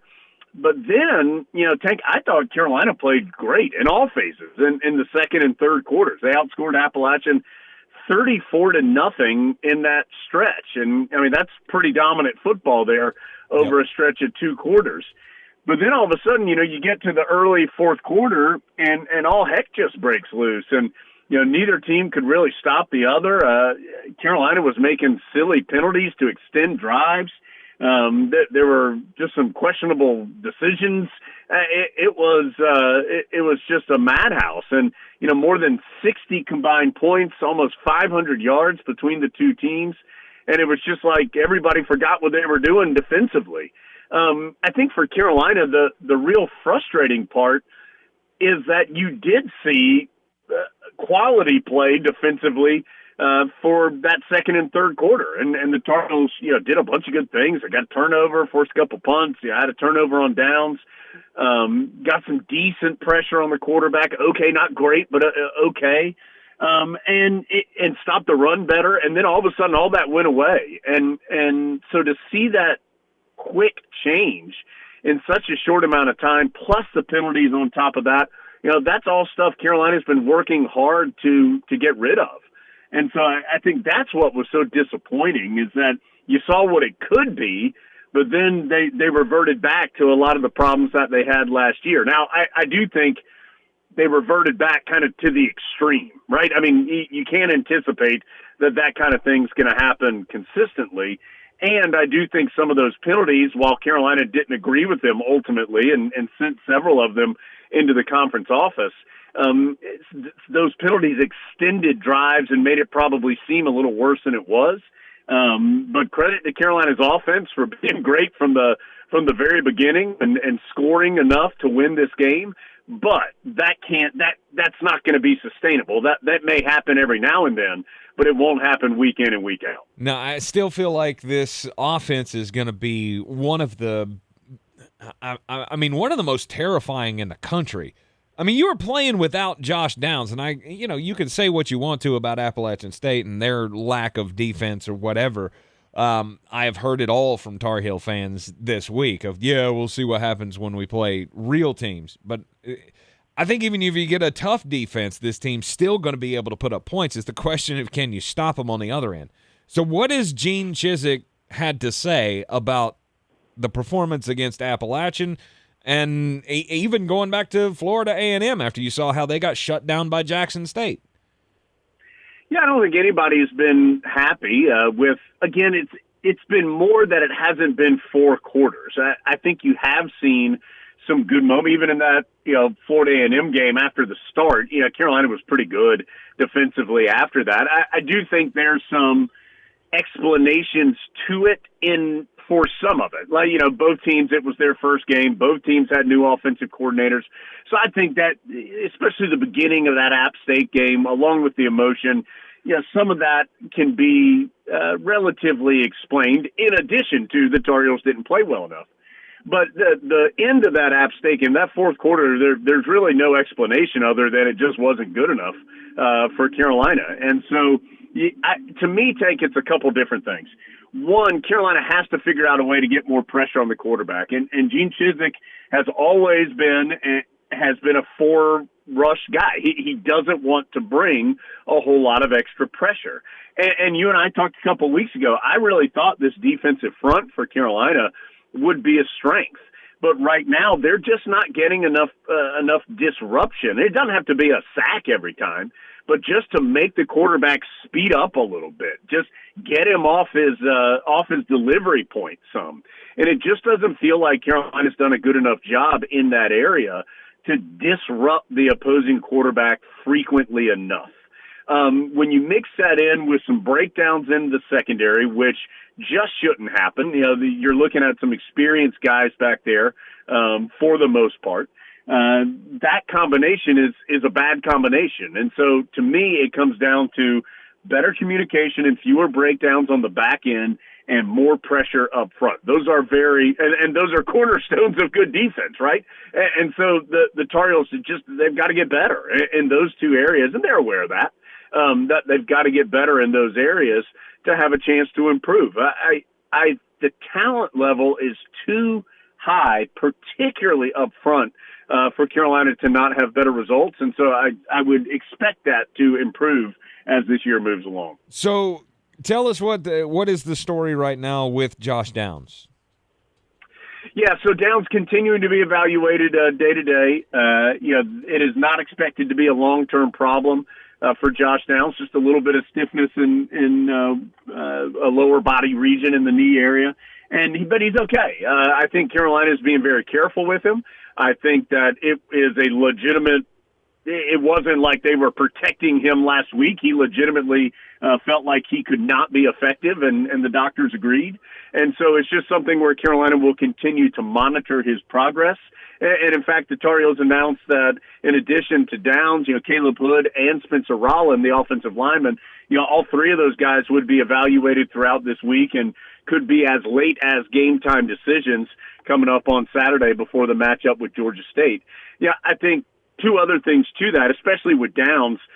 Obviously, Carolina is going to be careful with Josh Downs because he is an excellent player, and you don't want to needlessly push him out there faster than is prudent.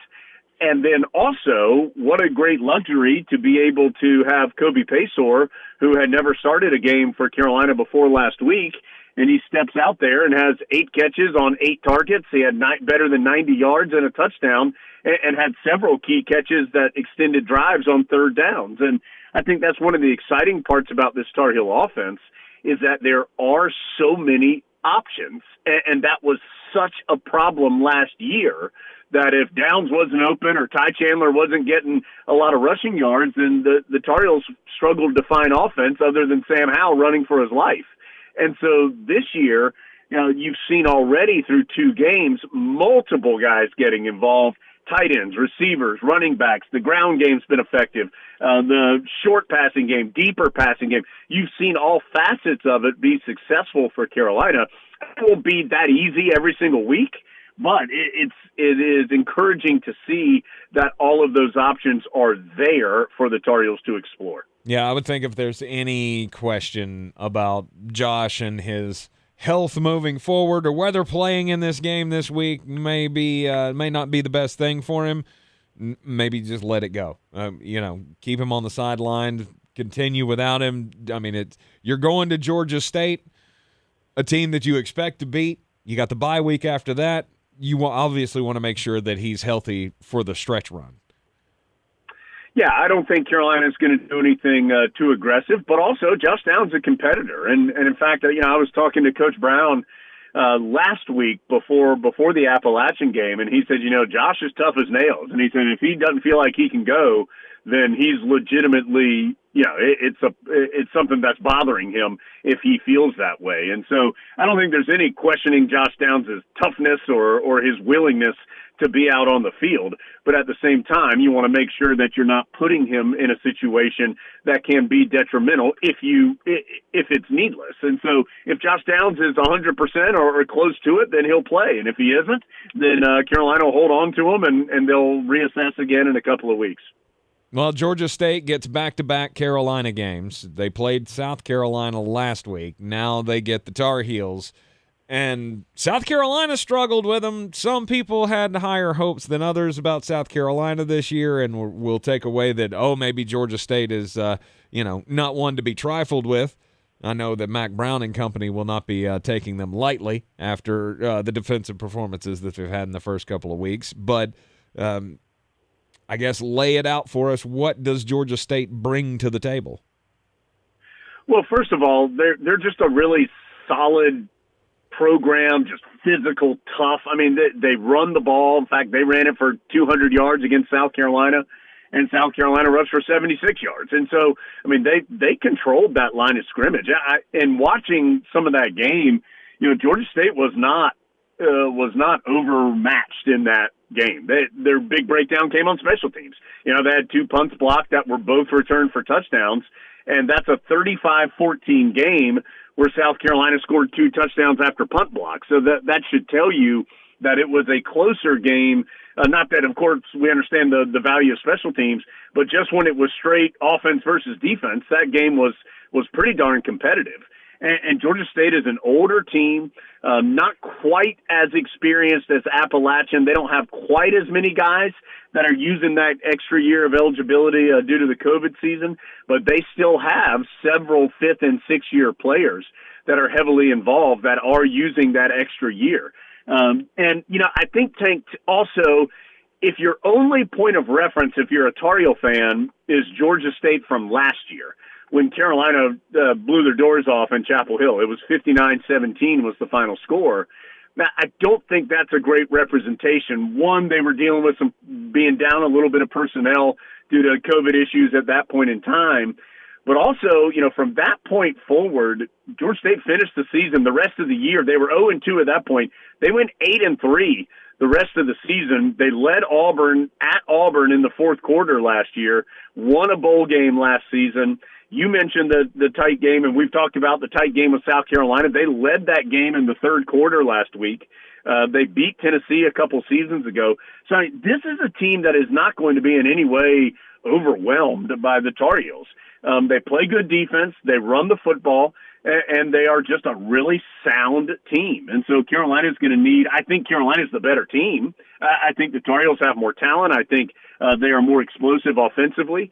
But Carolina has to go and play to have a chance to win. You mentioned, I think, at one point the weather. It's predicted right now to be nasty, just rainy, not necessarily threatening, but just wet, and that can always kind of muck things up a little bit as well. And so I'll be interested to see how that plays out. But Carolina's going to have to play to have a chance to win for sure. Georgia State was able to bring a lot of pressure against South Carolina last week. I mean, they had multiple hurries. I think they sacked Spencer Rattler like 3 times.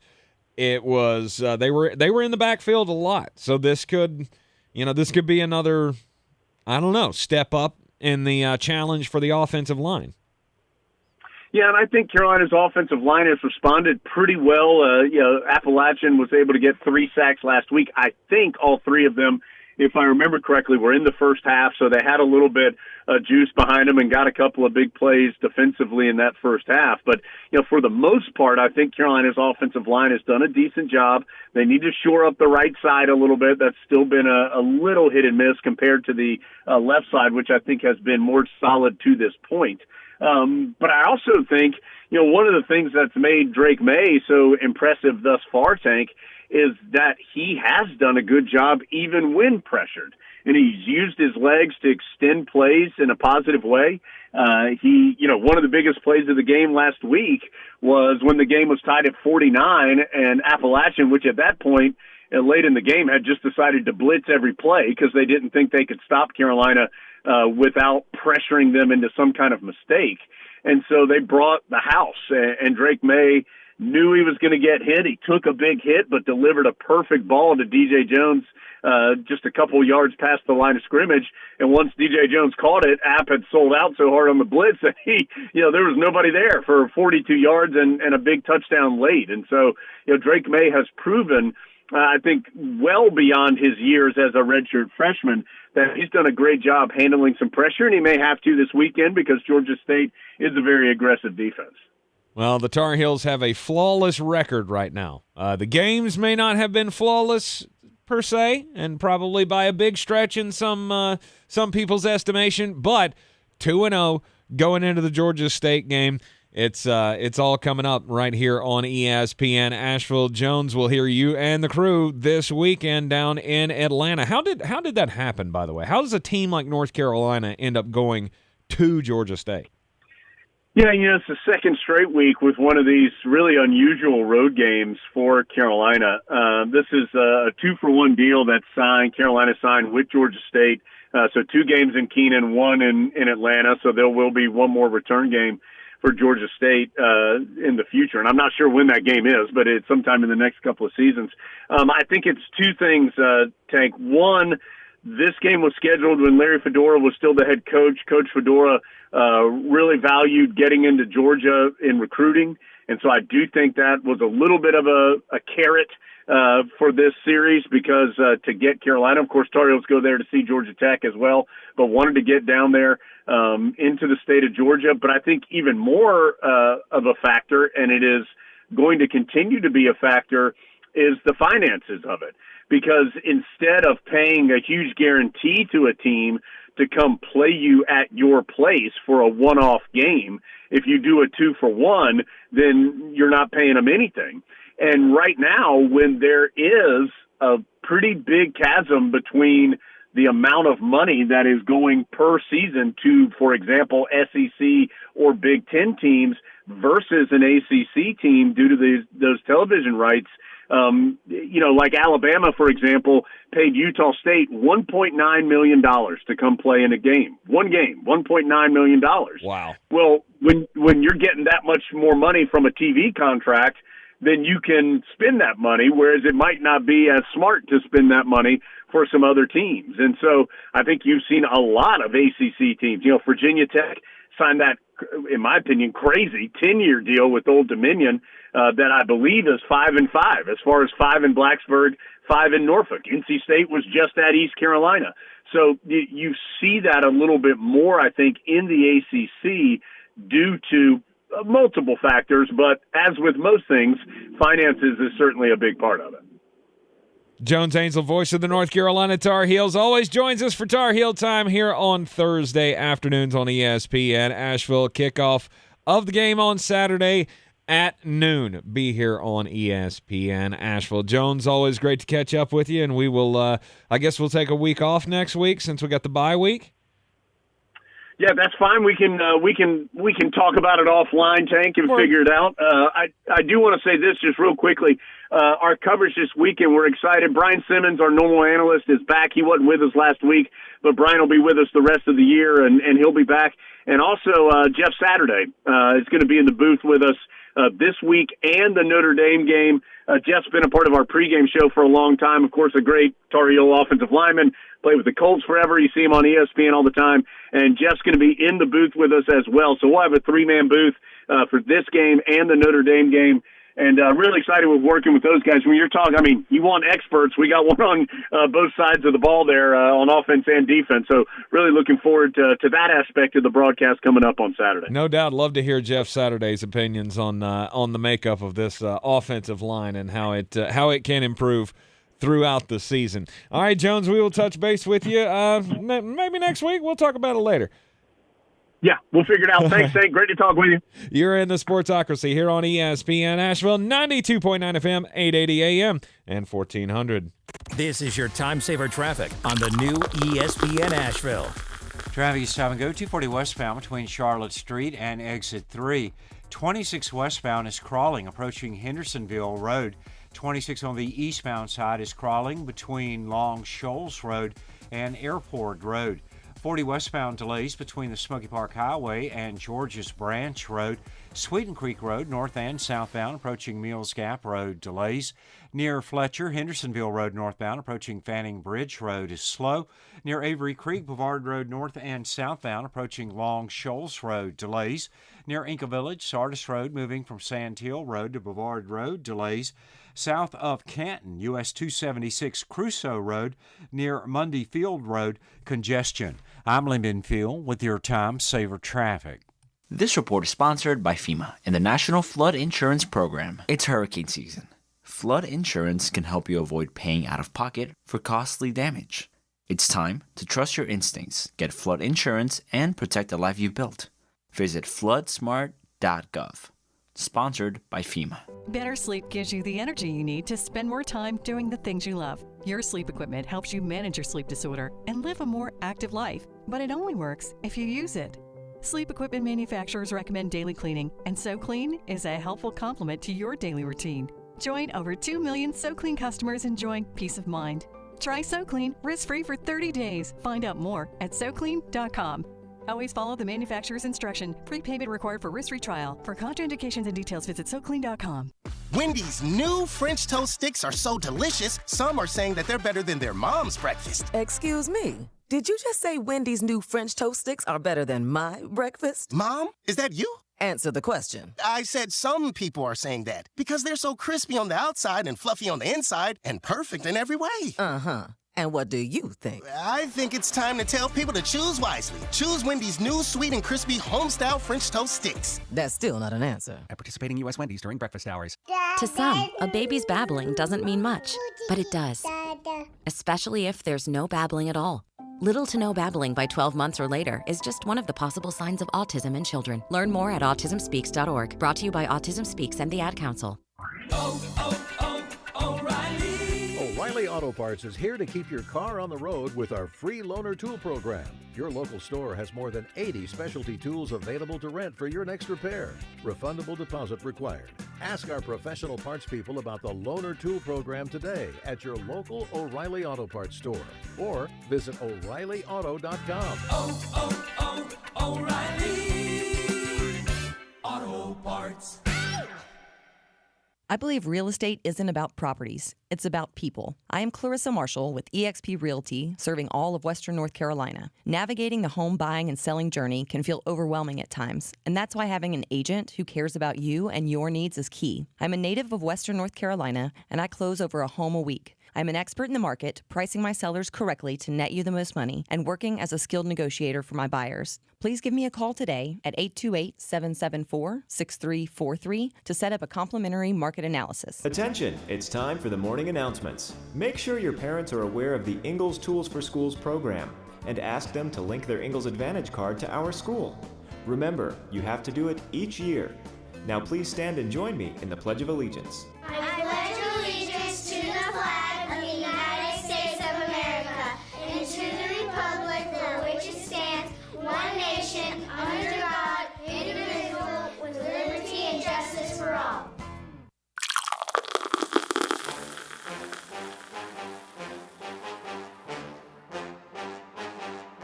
The Sportsocracy. These guys are a f***ing disgrace. If you want to get in on the battle for the belt, you want to win that $1,000 plus prize pack, you want to win the custom championship Beer City's best fantasy football player belt, well, you got to get in now. I love the way Jones Angell said that. To be the man, you got to beat the man. That's right. Woo! I was hoping he was going to go on my side on that one, but okay. I mean, you can't keep the belt. Oh, it absolutely 100% can. If I beat all of you, totally in. And that will just be the coronation of a new character for me. Brian Haynes and I came up with this during the Uncensored Morning Show yesterday. Okay. Hick Flair. Hick Flair. This is pickup this truck is riding. Along the same lines of the Earl Danhart that we've never seen. Pickup truck riding. Trailer park sitting. Woo! Dollar General shopping. Dollar General. I like that. All right. Hick Flair will be born. Please, somebody else win this damn belt. Oh, please. Insufferable. I mean, 100%. You want a reason to get in? Insufferable. You not only do you get the chance to win the belt and the prize pack, you got bragging rights over Jeremy, and you're helping out a good cause. $20 donation gets you in. The link is in the description of the video on YouTube, thesportsocracy.com. Click on that live video link. Don't forget to subscribe to the channel while you're there. You can also find the link on all of our social medias. We've been pubbing this thing out like crazy. We want as many people to be involved as possible. $20 donation to Eblin Charities St. Nicholas Project. We want to raise as much money as we can. And I will be live tweeting tonight, so if you're in the contest, you've missed an email, whatever the case may be, if you want in the contest, hit me up on Twitter at ESPN Draft Nerd. You can also send messages to the Facebook. Those just take a little longer to respond to. So COB tomorrow. Close of business tomorrow is when we're cutting this off. Correct. Okay. Unless I push it again. Which you can do. Names on the door. Names on the door. What you want. Hey, you know what? If people keep signing up, I'm going to keep taking charity donations until people stop giving them. The soft deadline is tomorrow. But if somebody shows up Saturday and goes, hey, I got this here money and I want to give it to a charity, I'm probably not going to tell you no. Yeah. Okay. All right. So just get in before the games start because you don't want to be a week behind on the DFS game. No. It's DFS. It's fun. It's very cheap entertainment. It's for a good cause. And we'll be talking about this all season long. Yes. Leaderboard will be live on Tuesday. So if you're in the top 10, you'll be mentioned right here on this here program. Indeed. It's as easy as that. Well, I mean, at least 9 of you because I feel very sure I'm going to be there. You are in the Sportsocracy here on ESPN Asheville. Again, I'm going to say it. Please, somebody else win this thing. When we come back from the break, we will get weird. Plus, we'll look at some of the college football matchups of the weekend. This is your Exergen Temporal Scanner weather forecast on ESPN Asheville. Just a stray storm in our forecast here tonight, and then increasing rain chances this weekend as rich tropical moisture is advertised to come up from the Gulf of Mexico Saturday and Sunday. And right now it looks like our heaviest rains could be Saturday here in Asheville. Our low tonight, 61 in the valley, 50s with elevation.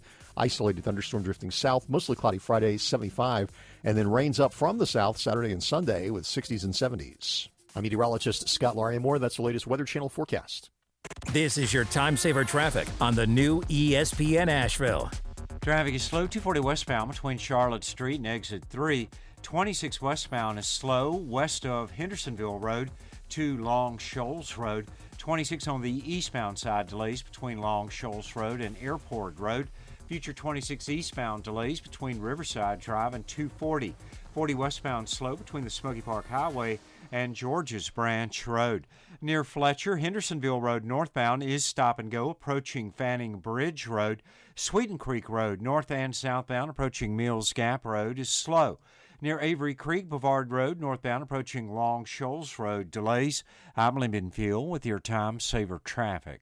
This report is sponsored by Staples Stores. Staples has everything you need for school. Crayola 10-count markers and 12-count colored pencils are 99 cents each. Staples one-subject notebooks are 35 cents each. In-store only. Offer ends 9/10. Limit 30 on notebooks. This year, go forward to school with Staples, the working and learning store.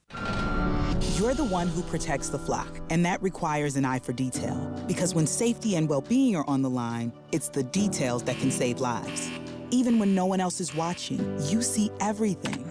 Grainger gets you, and we're here for you, and all the ones who get it done with a wide range of safety products and solutions, plus board-certified safety consultants here to answer your questions. Call, click Grainger.com, or just stop by.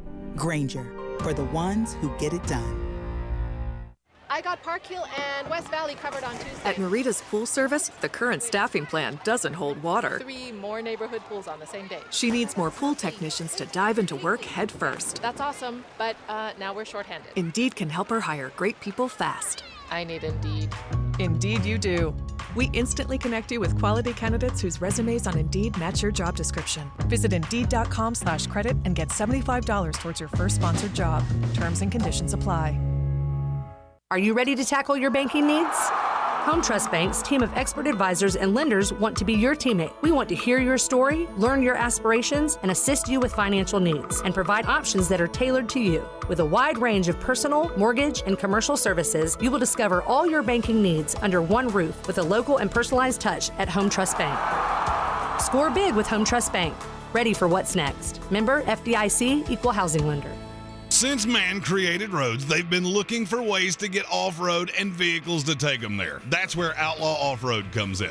A premier off-road center for Jeeps, trucks, and SUVs with a complete lineup of off-road and overland services, including maintenance and repair to make your vehicle all that it can be. Check out their location right here in Western North Carolina at 85 Avery Creek Road. Call them today at 828-974-8480 or visit them on the web at theoutlawoffroad.com. At Ingles, whether we're celebrating Friday night rivals, televising college basketball games, bringing the Fan Fest to semi-pro soccer, or taking you out to the ball game at your minor league park, it's all in the bag. Ingles, low prices, love the savings. On the weird scale, there's Vegas, there's Florida, and there's Asheville. Let's get weird, Asheville. I have told you for a long time, it always baffles me how people spend their money. Look, if you've got way more money than you need, spending it on frivolous things, I guess there could be worse things to do with your money, like doing crimes. We'll talk about crimes coming up in the next hour. I have a very weird crime, Don't do crimes. Jeremy and I, we were just having this discussion before the show. Like, I'm a collector of things. Like, memorabilia things I really like. Signed balls and signed magazines and things like that. I'm just a collector of things. Jeremy, you've got your own autograph collection, but it's all helmets and stuff like that. Yeah, mine's not like, hey, look, I have a newspaper from 1978. Awesome. Have you used it in the last 6 months? Then throw it away. Yeah, they sit in a bin in my garage, just waiting for the day for me to go, hey, I'm just curious. I want to look back on the 2005 ACC basketball handbook for some reason. They have computers for that. But this goes a little beyond. There is a one-of-a-kind baseball memorabilia item that is now up for auction. SCP Auctions currently has a $10,000 bid, and the bidding closes tomorrow. So if you want to get in on it, it's a one-of-a-kind item. It's Ty Cobb's false teeth. Why would you want that? I have absolutely no idea. What in the world would you want with his false teeth? And then, it's not even like full plates. Like, he's got like 3 of the bottom front teeth and then all of the molars on the top. And why? It comes with like the original mold on like a brass fixture to open them. Did he sign them? No. Then I'm so crushed out. They're not signed. They're not signed at all. A missed opportunity, but these were held on to by his biographer, Al Stump, for years. And then they sold at auction back in 2001. They were on loan to the Hall of Fame at one point. So there is only one pair of this. It's weird how there's only one of these. There's about 50 of the baseball cards, and the baseball cards sell for hundreds of thousands of dollars. It's because one of them's not gross. I was going to say, shockingly, nobody wants his nasty old dentures. Yep, $10,000 bid, currently the high bid, and you could have it if you want to spend more than that. Bidding closes with SCP Auctions tomorrow. Gross. My story has nothing to do with gross things, but it may be a medical miracle. My story is about 37-year-old Ryan Marlowe from right here in North Carolina. He has been legally declared dead twice in the last 2 weeks. Twice. He contracted the foodborne bacterial illness Listeria last month. Yeah. And fell into a coma. Well, on August 27th, he was declared legally brain dead, and his wife, Megan, was preparing to harvest his organs for donation. Mm-hmm. Well, they ran a couple tests. Maybe not quite. Brain activity, but unlikely that he'll wake up. Okay. So they prepare again for the morning of August 30th. Only this time, family members came in and showed him videos of his family, and his feet moved. Uh-oh. And they went, nope, that's not supposed to happen. So they ran tests again. And then what can only be described as a medical miracle, now he has brain activity. Wow. Doctors do not believe he will wake up. They also do not believe he would get this far. So, T's and P's, unbelievable story, the more I read this, of he has literally been scheduled to be pulled off of life support twice. 2 times. Both times. Nope. Not yet. That's a dude fighting for something. 100%. It's a dude fighting for something, and you know what? In this life, sometimes that's all you can ask. This weekend in college football, look, there are some good games this weekend. There are going to be some fun games to watch this weekend. Bangers. I think it should tell you everything you need to know about the slate of the weekend, though, when there is going to be but one destination for all of the pregame shows. They can't even come up with a different, a different venue to go. Well, it's not that they couldn't. It's that you 100% shouldn't.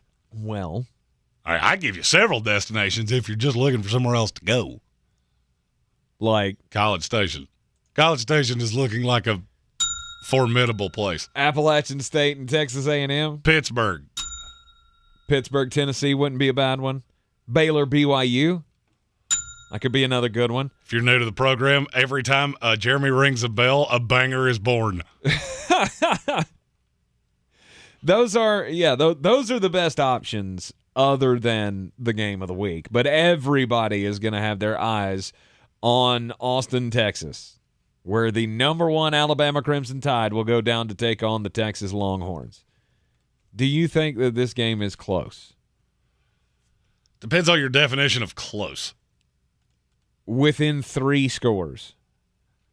Look, Alabama has not been, at least this combination of Alabama Crimson Tide players, has not been great at covering big numbers on the road. True.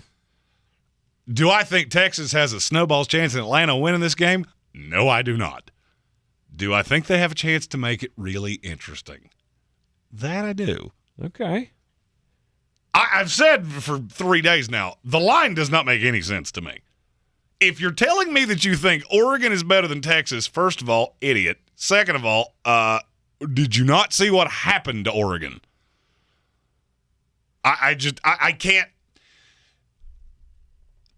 for the life of me figure out how a team on the road, and that's what I was referring to with what I just said. Right. If you're telling me that Oregon on the road is a lesser dog than Texas at home, either you believe way too much in Alabama. That's my national champion, so I get it. Right. But something there doesn't make any sense. And so if you overcorrected, maybe. But 20 is a huge number early in college football seasons. It is. It is a huge number. It is. But you also have to look at the two teams. I mean, do we not think that Alabama is vastly better, more talented than Georgia? Than Texas? Well, and that's where I'm referring to idiot. When you get into, I'm talking about from a gambling standpoint. Right. This is you have to treat everything as though it's apples to apples, oranges to oranges. You can't just, I'm trying to explain this without getting into super nerdy gambling terms. You have to follow what Vegas does. There's no doubt Texas is not winning this game. I don't think even the most diehard hook 'em horns Longhorn could possibly think you're going to go in and beat this team. So for me, that's not what's interesting. Mm-hmm. What's interesting is, can you cover the number? And the number doesn't make any sense. It doesn't follow any trajectory, point of comparison.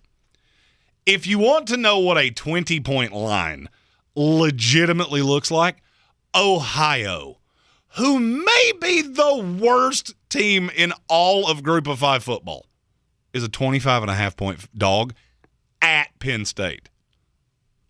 That doesn't make any sense to me. Right.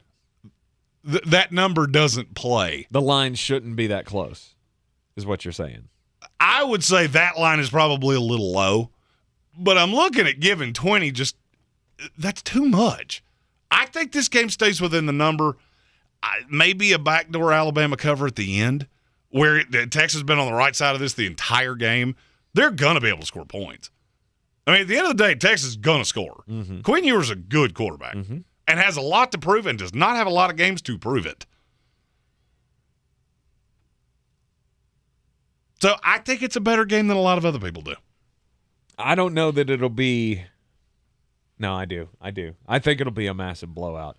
I think I'm right there with you on the line. Maybe the line should not be there, but I mean, honestly, I look at these two teams and go, I mean, this is 21 points.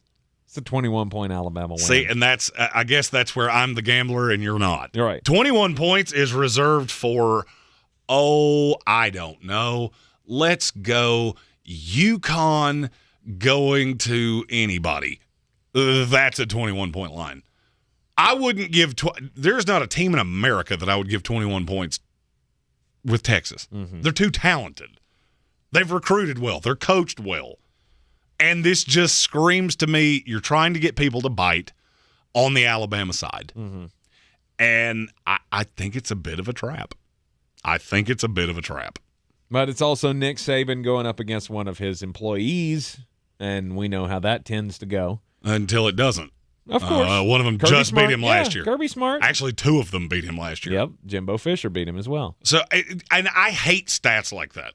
Well, Nick against his assistants. Let's take a real hard look at who those assistants were, and then maybe we can talk about that.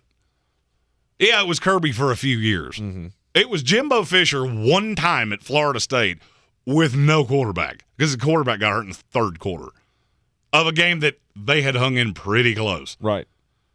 So, I mean, you can make numbers say anything you want them to. You brought some insane stat to me about teams that had scored 4 points or less and had less than 160 yards were like 7 in a billion. Yeah, I'll not even repeat it because it's the biggest waste of time. You make stats say whatever you want to. They're saying Iowa's going to lose this week. I have a pick on that game. Okay. Can't tell you which side it is. Have to hang out for bangers tomorrow. Old meat hands over there with the bell. And you're gonna my make bell, it sing, man. I'm not gonna lie. My bell has gotten a little dilapidated. The Kevin Vick Memorial Bell here has been rung so many times that now, if you're watching on the YouTube stream, you can see it's a little dilapidated. Oh, it's a little lopsided. Yeah. It's. I guess my big meat hooves have hit it too many times, and I guess I need to set it on the other side and then aggressively hit that side. Right. Alabama taking on Texas. That is the game of the week. We'll talk more college football coming up later on in the program here. But first, it's time for something to chew on with our good friend Caleb Peak, brought to you by Ingles Supermarkets. Low prices, love the savings. It's Beasley in motion. They fake it to him. Pocket collapse. Flip over the top. Caught. Touchdown. Reese White in on the receiving act this time, and he's in for 6, and the Chanticleers are back in front. What a week 1 of college football it was. We had missed extra points, blocked extra points, missed game-winning field goals, botched 2-point conversions, a clear and obvious targeting call, and a not-so-obvious game-losing incompletion on Thursday night. And on top of all that, we had a primetime battle between the only 2 FBS programs in the nation to make an offer on Grayson McCall coming out of high school, which turned out to be everything we thought it would be. This is Chew on That, brought to you by Ingles Markets. Low prices, love the savings. I'm Caleb Peak, and today I'd like to welcome a very special guest. He's a good friend, a great broadcaster, and the newly appointed television voice of the Coastal Carolina Chanticleers. His name is Kyle Rush, and man, I appreciate you taking the time to give me a call. How's everything down in Conway? I bet you haven't slept much since Saturday night. No. Well, since Saturday, we've been able to take a little bit of a breather, which has been kind of nice, but it's still hot, humid, and we don't quite have the crisp mountain air yet. Well, it was certainly a raucous atmosphere at Brooks Stadium on Saturday night. 21,000 seats available, and there were butts in every last one of them. Came all the way down to the wire, a 38-28 victory for Coastal Carolina over Army. So high atop your perch at Brooks Stadium, what did you learn about this program? Well, I think the biggest shock to a lot of people was how good the offensive line was and how physical they were against a very physical football team in Army. I mean, their front seven is really, really good. But Coastal Carolina is replacing 3 people on the offensive line this year. They lost 3 starters from a year ago, and one of the 2 they have is playing a completely different position than he did a year ago. But, I mean, really, they controlled the football game for 60 minutes. And it's easy with a quarterback like Grayson McCall to say that's where the offense starts. But if you follow Jamie Chadwell, that's not really what he wants to do. He wants to run it first. Now, a lot of his quarterbacks can do that, and Grayson certainly fits that bill. But, I mean, you're looking – Reese White had 130 yards on the ground, and Beasley almost had 100 in his own right. They played Army's game to a T almost. There's a lot of ball control offense, multiple drives, 5 minutes that resulted in a touchdown. To me, the thing that stood out was how good and how impressive the offensive line was. So much of the conversation coming into this Week 1 matchup was, of course, around Grayson McCall and over the offseason whether or not he would transfer. You're watching College Game Day early on Saturday. They're talking about this matchup, and Kirk Herbstreit, Lee Corso, and the guys are just in awe that Grayson McCall is still a Chanticleer. Well, so much of that has to do with Jamie Chadwell and the coaching staff and their decisions to stay after having two standout, breakout years in 2020 and 2021. But Grayson McCall showed up and showed out on Saturday. 12 of 17 passing, 174 yards, a trifecta of touchdowns, and a quarterback rating of 214.8. I mean, this guy, obviously, Chanticleer Nation is lucky to have this dude. I mean, it's really remarkable, and you get to talking to Grayson in the offseason. Certainly, Coach Chadwell's part of it, but a lot of it was it's really old school in the way he said, look, Coastal Carolina is one of the schools that believed in me first. They always thought I could play at this level, so I'm gonna stay with them and stay committed to them and accomplish what they've set out to accomplish. They felt, I don't want to say robbed in a way, but the 2020 season without having a Sun Belt championship game, if you will, as good as that team was, hosted a College Game Day that year, beat BYU. Everyone thought that was the team that could win an outright Sun Belt championship, and without the conference championship game, he wants to get not only in one of those, but he wants to win one of those. That was a big part of it. But I mean, he's the model of efficiency. He doesn't. It never looks like he's pushing too much. I mean, so if he can maintain this, you got to think he's well on his way to being a middle of the first round draft pick in 2023. I mean, I would think so. I mean, especially when you consider some of the weapons he lost. Isaiah Likely is now in the NFL with the Ravens as number one target from a year ago, the tight end that Coastal used him out in the slot a lot. But I mean, he had their last preseason game, he went over 100 yards, a couple touchdowns. I mean, he's going to do well in Baltimore. The Ravens just seem to breed tight ends, so it's a perfect fit for him. But you consider he lost his top two targets, and he comes back Week 1 against the really good Army team. And a lot of the talk about Reese White, and he certainly was good on the ground, but Braden Bennett, their best running back, didn't even play, because he's still dealing with a little bit of an injury. So they sat him out. And without that, I mean, he missed his first two passes, then goes on a run where he hits 7 in a row. And it's so efficient, and it's so smooth, and it's really fun to watch. Kyle, before we let you go, I gotta know. You've climbed the rankings now. We used to broadcast together when I was still a student at Western Carolina. Mm-hmm. You were working for the video operations staff down there. We have spent time in the same booth together. And now to see you on the national stage, my friend, this was your first major FBS football call. What's going through your mind, and how are you able to keep yourself focused and keep your nerves in check? Well, I tell you, it's funny, and you'll understand this, but the world of pre-recorded opens can help with that. To use a golf reference, if you will, it gives you a few breakfast balls off the first tee. That's true. If you need it, so. But that helps a little bit. But in all reality, the main focus that I had coming into something like that is, you mentioned it. I've done games before. Yes, it's a bigger scale. Yes, it's a higher level at the FBS level with a sold-out crowd, all that stuff. But it's a game. Al Michaels came up with a quote that said, "The music's already written that the game provides." He said, "That's the music. You're just the lyrics." And so, in short, don't screw it up. Easier said than done, right? Words of wisdom from a true professional. My guest today has been Kyle Rush, the television play-by-play voice of Coastal Carolina. He's not only limited to football, he does soccer, basketball, baseball, a slew of other sports that Coastal Carolina tosses out there. Kyle, we appreciate the time. We're going to be keeping a close eye on you here in Western North Carolina. Best of luck to you throughout the rest of the season, and hopefully we can talk again real soon. You got it, my friend, anytime. This is your time saver traffic on the new ESPN Asheville. Heavy traffic volume, 240 west and eastbound on the Captain Jeff Bowen Bridge. 26 westbound slowing, approaching Airport Road to Long Shoals Road. 26 on the eastbound side, very heavy between Long Shoals Road and Airport Road. 40 westbound delays between the 26-240 split, Malfunction Junction, and George's Branch Road. Near Fletcher, Hendersonville Road north and southbound at Fanning Bridge Road, delays. Hendersonville Road northbound approaching Long Shoals Road is slow. Hendersonville Road southbound between the Blue Ridge Parkway and Overlook Road, delays. Sweeten Creek Road southbound slow between the Blue Ridge Parkway and Mills Gap Road. I'm Lyndon Field with your Time Saver Traffic. This report is sponsored by Mattress Warehouse of Asheville. They've extended the Labor Day sale at Mattress Warehouse. Save up to $1,000. Plus, get free next day delivery. Don't lose sleep over it with mattresses starting at just $99. Get 0% interest financing and a 1-year price guarantee. Visit Mattress Warehouse. Be the one. Brooks is free. 15, 10, 5, touchdown. Just give him the daggone football. And it's intercepted. Holy cow, Carolina's going to win.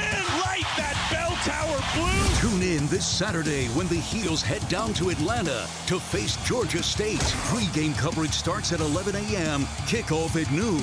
Right here on your home for Carolina football. Asheville's home for the Tar Heels is ESPN Asheville.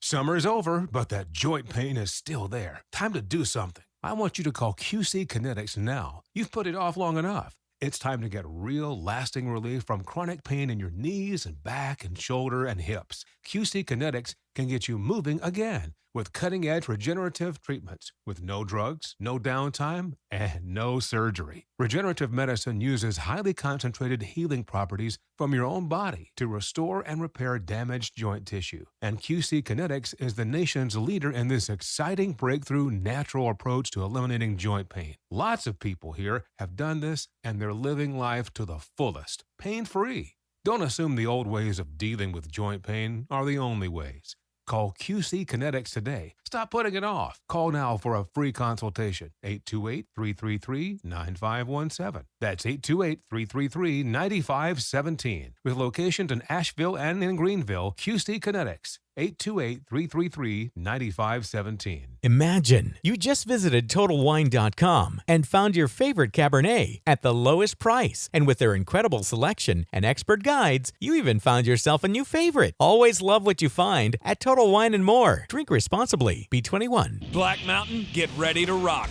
Dark City Rock Fest, presented by Elite Events and Promotions, is coming to Silverados Saturday, September 17th, starring Saving Abel. $20 in advance, 25 day of show, and a portion of the proceeds will go to United Way, Dark City Rock Fest with Saving Abel.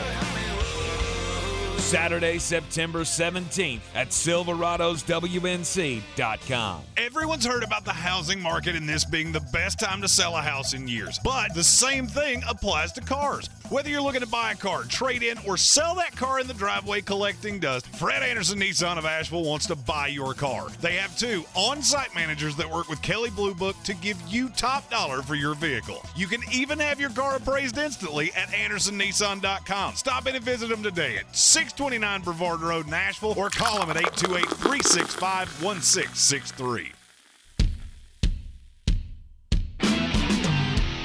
Back here in the Sportsocracy on ESPN Asheville, just a couple of minutes before the top of the hour. Sports Center update, and then it'll be daily draft time. Jeremy and I will be putting together fantasy rosters, DFS rosters for Week 1. If you are putting together a lineup for Battle for the Belt, this will be a great listen for you because we are salary capped as well. Yes, and you will get all of the tips on what to do with Jeremy and what not to do when it comes to me. All right, college football this weekend. Obviously, you got the Alabama-Texas game. It's going to be huge. Appalachians going on the road to Texas A&M. How's that going to turn out? Will they be able to score as many points as last week? Hell no. Well, if you have watched this show for any period of time, you know I'm not laying 19 with a road dog. So you probably figure out which side I'm on of that. I will just tease the picks tomorrow. I think there is going to be a very large upset in college football this weekend. Might have 2 of them. Interesting. I don't know that I see the same thing happening, but we'll just have to wait and see. Tennessee and Pittsburgh, that's a huge matchup. First time Pittsburgh has ever hosted an SEC team. That sounds ridiculous to me. That's almost hard to believe. Right. But it is the case. Tennessee goes into Pittsburgh, and will Hendon Hooker and that offense be able to score points against that Panthers defense? I think he likes it. I think he likes it. Baylor, BYU, that's another big matchup. We're going for the big boys. Baylor. I like Baylor winning a slugfest in that one. This week we are picking the big boys, and then we've got some low-key bangers. Not telling you to watch it, just telling you should have some dollars on it. You are in the Sportsocracy Daily Draft coming up after the Sports Center update. This is your Exergen Temporal Scanner weather forecast on ESPN Asheville. Just a stray storm in our forecast here tonight, and then increasing rain chances this weekend as rich tropical moisture is advertised to come up from the Gulf of Mexico Saturday and Sunday. And right now it looks like our heaviest rains could be Saturday here in Asheville. Our low tonight 61 in the valley, 50s with elevation. Isolated thunderstorm drifting south, mostly cloudy Friday, 75. And then rains up from the south Saturday and Sunday with 60s and 70s. I'm meteorologist Scott Larimore. That's the latest Weather Channel forecast. This is your time saver traffic on the new ESPN Asheville. Heavy traffic volume, 240 westbound eastbound on the Captain Jeff Bowen Bridge. 26 westbound slowing, approaching Airport Road to Long Shoals Road. 26 on the eastbound side, very heavy between Long Shoals Road and Airport Road. 40 westbound delays between the 26-240 split, Malfunction Junction, and George's Branch Road. Near Fletcher, Hendersonville Road north and southbound at Fanning Bridge Road, delays. Hendersonville Road northbound approaching Long Shoals Road is slow. Hendersonville Road southbound between the Blue Ridge Parkway and Overlook Road, delays. Sweeten Creek Road southbound slow between the Blue Ridge Parkway and Mills Gap Road. I'm Lyndon Field with your Time Saver Traffic. This report is sponsored by eBay Motors. You might not have the biggest garage on the block, but with eBay Motors, there's 122 million parts right at your fingertips. Whatever you need, there's something that fits your vehicle. Air filters, tires, seat covers, and more. Get the right parts at the right prices. ebaymotors.com. Let's ride. From the Ingles Studios, this is ESPN Asheville, WPEK, W225CJ Fairview, WMXF Waynesville, and iHeart radio station. I'm Doug Brown. Rams and Bills to kick off the new NFL season tonight in Inglewood. ESPN's Adam Schefter reports Rams quarterback Matthew Stafford had an off-season procedure on his right elbow to relieve pain. Adam says Stafford's elbow problems may be a non-story at this point. When he had all the pain last year, he still was second in the NFL in touchdown passes. So that wasn't bad, and he feels better than he does. And talking to various people around the Rams, I'm like, how's he look at practice? Like, looks better than he ever has. Adam Schefter on Key J and Max. The Bills are a 2.5-point favorite tonight. ESPN's FPI shows the Rams with a 56% chance to win. Buccaneers wideout Chris Godwin says he'll be a game-time decision for Sunday against the Cowboys. He's coming back from torn ligaments in his right knee. Tonight at the U.S. Open, the women's semifinals, Caroline Garcia against Ons Jabeur, followed by Iga Swiatek against Arina Sabalenka. Coverage at 7 Eastern on ESPN. And at 8 Eastern on ESPN2, the Sky and Sun play for a spot in the WNBA Finals. When it comes to hiring, you don't need to be doing all the searching, screening, and interviewing yourself. What you need is Indeed, the end-to-end solution that makes it easy to attract, interview, and hire quality candidates. Visit Indeed.com/credit. Now, your chance at $1,000 and a trip to our 2022 iHeartRadio Music Festival. Text the nationwide keyword music to 200-200. You'll get a confirmation text and info. Standard data and message rates apply in this nationwide contest. That's music to 200-200. He's a degenerate gambler. You are a smelly pirate hooker. And he's cheaper than oxygen. He's useless. But somehow, they make it work. Jeremy Greene, Tank Spencer. There's no holding back in the Sportsocracy. Presented by Ingles Supermarkets and Fred Anderson Nissan of Asheville. It is the Sportsocracy in the Ingles Studio. We're always brought to you by Ingles Supermarkets. Low prices, love the savings. Heard everywhere on the iHeartRadio app, seen everywhere on YouTube. Just go to thesportsocracy.com, click on that live video link. Don't forget to subscribe to the channel. And also, you have until tomorrow to get in on the battle for the belt. The link is in the description of the video.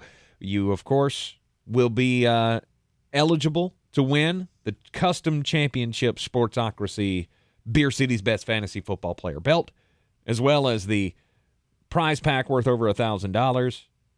All it costs you is a $20 donation to Eblin Charities St. Nicholas Project. Again, the link is in the description of the YouTube video and, of course, on all of our social medias. The deadline to get involved is tomorrow, so act now.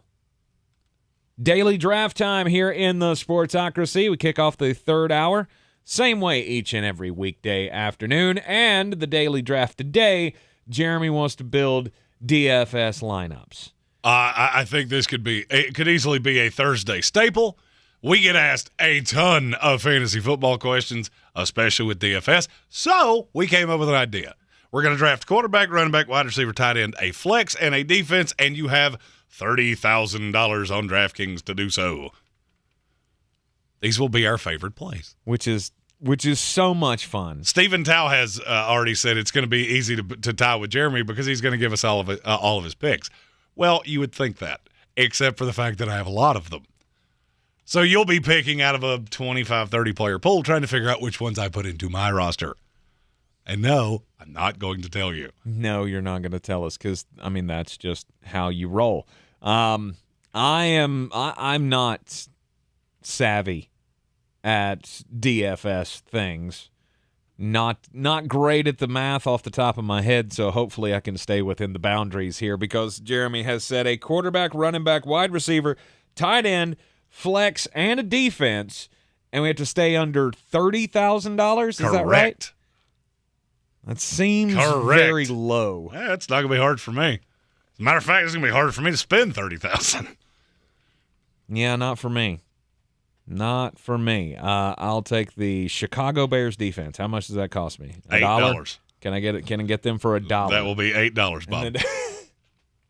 And then that'll save me some money. I will be kind, and I will give you the first pick. You're going to give me the first pick? I will give you the first pick. Well, it's my game, and you know what? I understand that you're at a little bit of a strategic disadvantage. I guess I can't thank you enough for that. Ugh. All right. Well, I will go with Justin Herbert. I'll go quarterback right out the gate. Give me Justin Herbert. I do love when you, off the jump, don't even have a player that was on my list.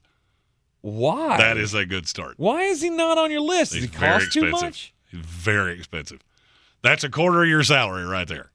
$7,600. $7,600. I personally have two quarterbacks that now I don't have to take early, so I can disclose who they are.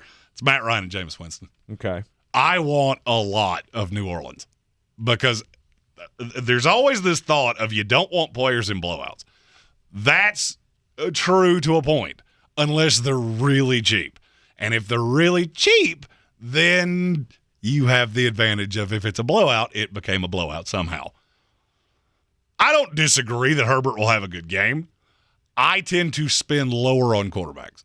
Okay. I will spend up for a quarterback if they run. Lamar Jackson. If I was going to go high, it would be Lamar Jackson. Okay. Because the Jets cannot stop running quarterbacks to save their lives. But you're going to end up paying $8,000 for him? $73. You actually paid $300 more for Herbert than you would have for Lamar Jackson. Yeah. Ugh. Yeah. Off to a doozy of a start. You are. Yeah. All right. I as I stated, I did not have him on my list. So I get to go my favorite two, which means I'm going to start with a guy who we have referenced on this show a whole mess of times. He's very cheap. He's a free spot in your Battle for the Belt roster this week, and his name is Dameon Pierce. Dameon Pierce. $4,800 on the DraftKings, and he might be the only living, breathing running back for the Indianapolis Colts. Wow. But Jeremy, the Colts are good at stopping the run. I don't care. I don't care. At some point, somebody is just too cheap, and they become almost a no-doubter. And I really believe in the talent. I feel like this game stays closer. Obviously, when we play Beat the Chief tomorrow, you'll see what side of this game I am on, what side Tank is on, what side Asheville Police Chief David Zach is on. I see a path that Indianapolis does not blow them out of the water the way people think. Played twice last year. If it wasn't for 2 gigantic Jonathan Taylor runs, the Houston played straight up with him in the second one. I don't love road teams in week 1.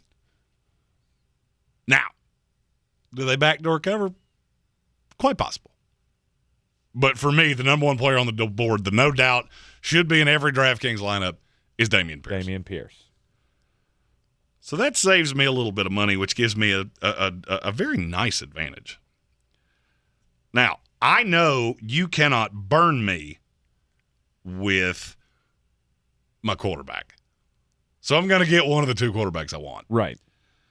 I also know that you have spent a lot of money, so you're probably not going to be able to go big game hunting again. So I will take the receiver I want at $5,500, Michael Pittman Jr. Probably my number 1 receiver play of the week. Because who else is Matt Ryan going to throw to? Mm-hmm. Yes, I do think the 3 tight end monster are going to have targets. At the end of the day, when you get to the 15-yard line, who is Matt Ryan looking for? I'm going to bet it's Michael Pittman, and I don't care if they have 3 guys draped on him. Really? Please let me Derek Stingley. Please let me Derek Stingley. I want to be able to come in here Monday morning and go, you remember that thing I said about nobody with an IQ above salad dressing would take Derek Stingley above Ahmad Sauce Gardner? Yeah, that's what I was talking about. Fine player. Good player. Not nearly as long and fluid as Sauce, and somebody like Michael Pittman is who's going to take advantage of that. Okay. I feel like I have started nicely. Yeah. Yeah, okay.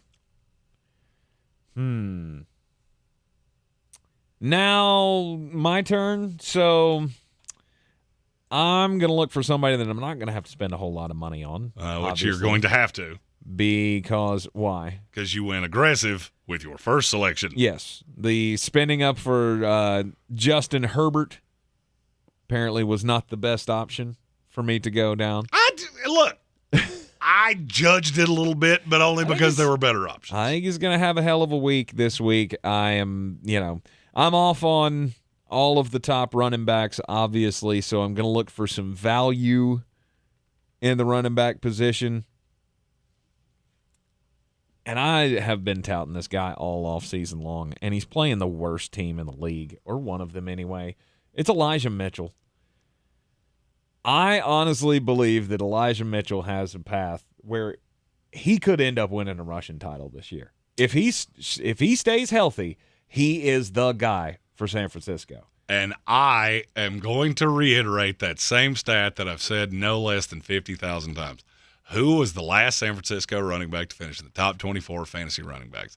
His name was Carlos Hyde, and that was a long, long time ago. Yes, it was. Now, there have been a lot of injuries. Elijah Mitchell would have done it last year if it wasn't for that. Mm-hmm. But he didn't. So. And he's $5,400, and he was on my list. I feel like that's a good value for this week. You're stepping up in the world. He was actually on my list. There you go. He was at the bottom of your list. Nope. But, oh, good. Well, at least I hit one on your list. And then, I'm going to go with Brandon Ayuk. I don't hate that. I'm sticking with the same, because here's my thought. Who the hell's going to stop him? Well, my only fear with that would be I could say the same thing about George Kittle, and I could say the same thing about Deebo Samuel. But Kittle may not play. Kittle's going to play. May not. Yeah. We don't need Kittle to play. So he may not play. Deebo's dealing with some nagging injuries as well, as always. Brandon Ayuk against the Chicago Bears. 5,200, I feel like you could do much worse. You could certainly do much worse. I do not have a qualm with that. He was, again, not on my list. On the list. But that's okay. Everybody has different player pools. That's just fine. All right, so I have back-to-backs here. And I have to do something that I see what you have left. To me, there is a clear, no doubt, tight end this week that I'm going to struggle to believe I don't get into 75+% of lineups I play. Okay. He's $4,400. He's arguably the number one target on his own team. And his name is Zach Ertz. No Rondale Moore, no DeAndre Hopkins. Going to be a shootout. They're not going to be able to run to save their lives because James Conner is bad. Okay. I like 2 tight ends. If you want to spend up, it's Mark Andrews. If not, Zach Ertz. I could be convinced on a couple others. We will talk about those on the Sunday show when we help you set your fantasy lineups. If you have questions, you can chuck those out there, do all the things. We'll have a grand old time. Okay. And then, well, it's time for a commercial. It's weird how this works every time we do this. I have a slew of guys left. I think I know who I want, but I'm going to take the 3 minutes to figure it out. You're in the Sportsocracy here on ESPN Asheville. Saver traffic on the new ESPN Asheville. Traffic is slow, 240 westbound between Charlotte Street and Exit 3. 26 westbound slow between Airport Road and Long Shoals Road.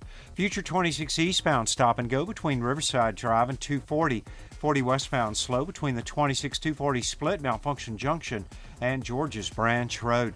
Smoky Park Highway northbound approaching Sand Hill Road is slow. Near Avery Creek, Boulevard Road northbound approaching Long Shoals Road is slow. Hendersonville Road southbound slow between Biltmore Forest and Overlook Road. Hendersonville Road northbound slow between Arden and Long Shoals Road. Hendersonville Road southbound slow between Butler Bridge Road and I-26. Sweeten Creek Road north and southbound approaching Mills Gap Road is slow. I'm Lee Minfield with your Time Saver traffic. This report is sponsored by FEMA and the National Flood Insurance Program. It's hurricane season. Flood insurance can help you avoid paying out of pocket for costly damage. It's time to trust your instincts, get flood insurance, and protect the life you've built. Visit floodsmart.gov. Sponsored by FEMA. The Honest Truly Calming Collection is our must-have for Hazy's nighttime routine. The tear-free shampoo body wash and moisturizing conditioner help make bath time easy. The Truly Calming face and body lotion nourishes his delicate skin throughout the night. Honest overnight diapers keep leaks on lock for up to 12 hours, so we can both get a good night's sleep. For sweet dreams, end your kiddo's day with the Honest Truly Calming Collection. Better sleep gives you the energy you need to spend more time doing the things you love. Your sleep equipment helps you manage your sleep disorder and live a more active life, but it only works if you use it. Sleep equipment manufacturers recommend daily cleaning, and SoClean is a helpful complement to your daily routine. Join over 2 million SoClean customers enjoying peace of mind. Try SoClean risk-free for 30 days. Find out more at SoClean.com. Always follow the manufacturer's instruction. Prepayment required for risk-free trial. For contraindications and details, visit SoClean.com. When I finally drove the old car into the grave, I knew there was only one place I was going to go. Fred Anderson Nissan of Asheville, home of the family plan. And yes, they treat you like family. I went in, told them what I was looking for, told them my budget, and in no time, I was signing the paperwork on my certified pre-owned vehicle. They have the area's largest selection on quality pre-owned vehicles and certified Nissans. They go through a 167-point inspection, so you know it's not going to let you down. They gave me the Carfax report, so I know the history of my vehicle. And the Fred Anderson family plan gives me things like oil changes and car washes and loaner cars if I have to have major work done on the car in the future. For me, buying a car has always been an intimidating thought. But the folks at Fred Anderson Nissan of Asheville made it super easy. Don't be like me. Don't wait till the last minute to get a deal done. Go to AndersonNissan.com or stop by the showroom at 629 Brevard Road. And don't forget to mention we sent you from the Sportsocracy and get a $250 bonus on your trade-in at Fred Anderson Nissan of Asheville. Real estate isn't about properties. It's about people. I'm Clarissa Marshall with eXp Realty, your native realtor serving all of Western North Carolina. I will work hard for you, and I believe in doing the right thing every time. I market each of my listings to reach out-of-town buyers. I use a professional photographer and drone video on every single listing, as well as collaborate with agents across the country to find your buyer. Check me out online at clarissasellswnc.com or give me a call at 828-774-6343. It would be my pleasure to assist you through the real estate process. At Ingles, whether we're celebrating Friday night rivals, televising college basketball games, bringing the Fan Fest to semi-pro soccer, or taking you out to the ball game at your minor league park, it's all in the bag. Ingles, low prices, love the savings.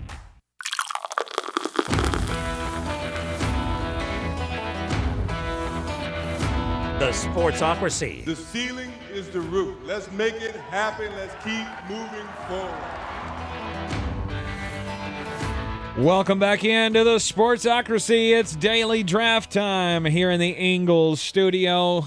And today we're drafting DFS lineups for week 1 of the NFL season. Quarterback, running back, wide receiver, tight end, flex, and a defense. And we have to spend only $30,000. You gotta bargain hunt a little bit. Just a tad. Just a tad. Which, would have been helpful if I had not spent most of my money with my first pick in Justin Herbert. Correct. That's why I went, ooh. But now... Not because I don't like Justin Herbert. This was an exercise to show, because I've been asked this with the Battle for the Belts, I've been asked this 50 times. Can you explain how to do DFS things, how to set lineups? That's the reason we did this, is to show you Justin Herbert's not a bad play. At $7,600, not as great of a play as you. Right. It's going to be a whole lot of money, a whole lot of investment, and you got to hope that he is going to have a hell of a game to pay off on how much you spend. Now, I have been very thrifty. I've been shopping the deals with Dameon Pierce, Michael Pittman, Zach Ertz. Now I feel like I have enough money in the coffers. I got enough doubloons. I can go get my favorite play of the week. Okay. And his name is Alvin Kamara. Alvin Kamara against the Atlanta Falcons. The Atlanta Falcons could not play dead in a Western defensively. And frankly, I feel like Kamara has been undervalued all offseason. I feel like he's undervalued right now. And I could see this game being ugly, getting ugly early, and them not asking Jameis Winston to do too much. Bring him in slowly. Throws 28 to 32 passes, which if you do the formula of how many plays the Saints run, that would put Kamara in line for somewhere between 20 and 24 touches, which is plenty enough to pay off $7,600. I will have him in a slew of DraftKings lineups. Okay. So far you have Dameon Pierce, Michael Pittman Jr., Zach Ertz, and Alvin Kamara. It's pretty good. Pretty good start. All right. I feel like Tank's already throwing up a white flag before at the halfway point. Look, I'm trying to do the cap calisthenics here to do the very best that I can with how much I spent on my quarterback, because I have told you I don't believe in the Las Vegas Raiders secondary. So I think Justin Herbert has a huge day. I agree. On Sunday. So I spent up for him. I got Elijah Mitchell at $5,400, and I'm taking Brandon Ayuk at $5,200. I need another receiver to throw in the flex spot, and I'm going to go with a guy that we've talked about a lot, because here's another one that I'll look at and I go, I don't know who's going to be able to keep him at bay. And it's Christian Kirk. He was also on my list. $5,100. I can save enough so I can get a cheapo defense and a cheapo tight end to spin up at quarterback. Now, if I had been you, and this is just me, it's just throwing out a little expertise here, I would have probably paired with Juliet's friend Romeo Dubs, who is $3,000. He has to be clinically alive. To overplay his If you've cost? never played DraftKings before, your objective is for every player you draft to score 4x their value. What that means is you take their price, you drop the last two zeros, put a decimal point in between it, multiply it by 4. Romeo Dubs is $3,000. If he gets in the end zone, that one target has you 70% of the way there. Well, there you go. See? Because you get the point for the catch, 6 for the touchdown, however many yards it was. Right. See, learn something new every day. Romeo Doubs is going to be a staple of DraftKings lineups for me this week. Okay. And then I don't care about my defense. Are you going to draft me? Is your tight end going to be Jeremy Greene? Because I feel like that's what you have money left for. No. Pat Freiermuth. Taking the Freiermouth. And we'll just hope for the best. I can't blame you there. Hope he gets into the end zone, which I think he will. I think he'll be a touchdown. He'll be a touchdown monster all year long.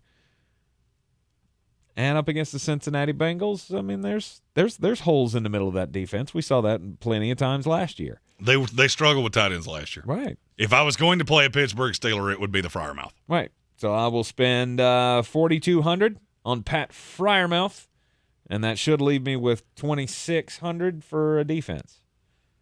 Which, looking at the defenses, it gets very jetty about that time. I have 2 selections left. I need a quarterback. I need a defense. The quarterback for me is easy. I want to pair one of my receivers with a quarterback. Mm-hmm. I have Michael Pittman Jr., which means I want Matt Ryan. Okay. Very cheap, $5,400. Almost no way to me that he doesn't pay that off. 2 touchdowns, $250, and don't turn the ball over. And I'm happy. And I'm a happy individual. As long as one of those goes to Michael Pittman. That's ideally what I want. 100 yards out of Michael Pittman, 250 and 2 for Matt Ryan. I'm hunky-dunky. Okay. Because if we were doing this for real, I would have plenty of money to go Devontae Adams, which is what I really wanted to do. I didn't have money for it in this exercise. Mm-hmm. Mm-hmm. Now, my defense might surprise you. You said defense doesn't matter to you. It should. Because every week, every single week, there is a defense that scores a touchdown and winds up shifting contests.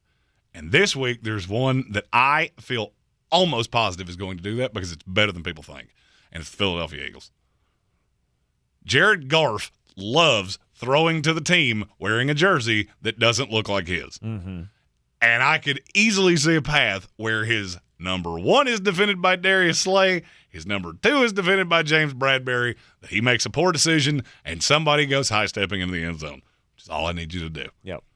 Everything else, window dressing. Do I think they're going to give up some yards? Yes, I do. Do I care? No, I don't. No, I don't. Okay. Philadelphia Eagles, he's going all in that they will score a defensive touchdown this weekend. I could also see my team scoring a defensive touchdown. I'm taking the Miami Dolphins against the New England Patriots down in Miami, $2,600. That puts me at the $30,000 mark. And Xavier Howard got a good chance.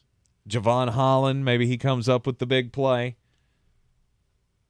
Feel like I got a chance. You do. Jones. I mean, if I'm going cheapo on defense, that's where I would go. I looked at the defense. That's what I always do. Like when I'm building a roster, I go look at the defenses and go, which is the cheapest defense that I can go, okay, I can stand that. If you do that, your objective is who's not going to lose me points. Mm-hmm. Ideally, you want to play a defense with a running back because if the defense does good things, what does that mean? You're going to be ahead. Right. Running back's going to get carries. Right. It's the low-key stack where most people do quarterback, wide receiver, quarterback, tight end. Running back defense Never is also a formidable stack. Interesting. I don't do it every week, but I do it a lot of weeks. Huh. See, I learned something new about this DFS thing every day. I was in on the ground floor of DraftKings. When they were doing commercials and highlighting people, I was hoping one day I would be one of those. And then about 7 of those guys went completely bankrupt, and I'm really glad that I wasn't. Yeah. Shocker. Gamblers losing money. Hey, you know what? There's not a lot of us that are old, but you know what we all do? We have us a good old time. There you go. Hang out with us on Sundays. We're going to have a lot of domestic lights and good old time. Yeah. All right, so I ended up with Justin Herbert, Elijah Mitchell, Christian Kirk, Brandon Ayuk, Pat Freiermuth, and the Dolphins defense. And I ended up with Matt Ryan, Damian Pierce, Michael Pittman Jr., Zach Ertz, Alvin Kamara, and the Philadelphia Eagles. Well done by you, Mr. Flostradamus. Like I said, you can take advice from him, and you can look at mine and go, yeah, I got to do that.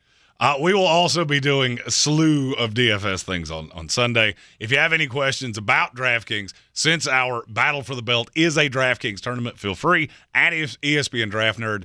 Frankly, you know what? I think I'll be on the Twitter machine tonight. I think I know how tonight's going to go. Not necessarily from the game standpoint. I mean, I'm 20 minutes from having to make a pick on this game. I'm still not sure which side I'm going on. Really? Now, I do have a banger that I highly advise you go to betus.com and throw some doubloons on, but it's not who's going to win. I have a feeling HWA is going to be really motivated. Like, yes, football's back. And at halftime, I'm going to look over, and she's going to be asleep. Yep. And so I'm going to have plenty of idle time. So if you'd like to ask me fantasy football questions, I will be on the Twitter machine at ESPN Draft Nerd.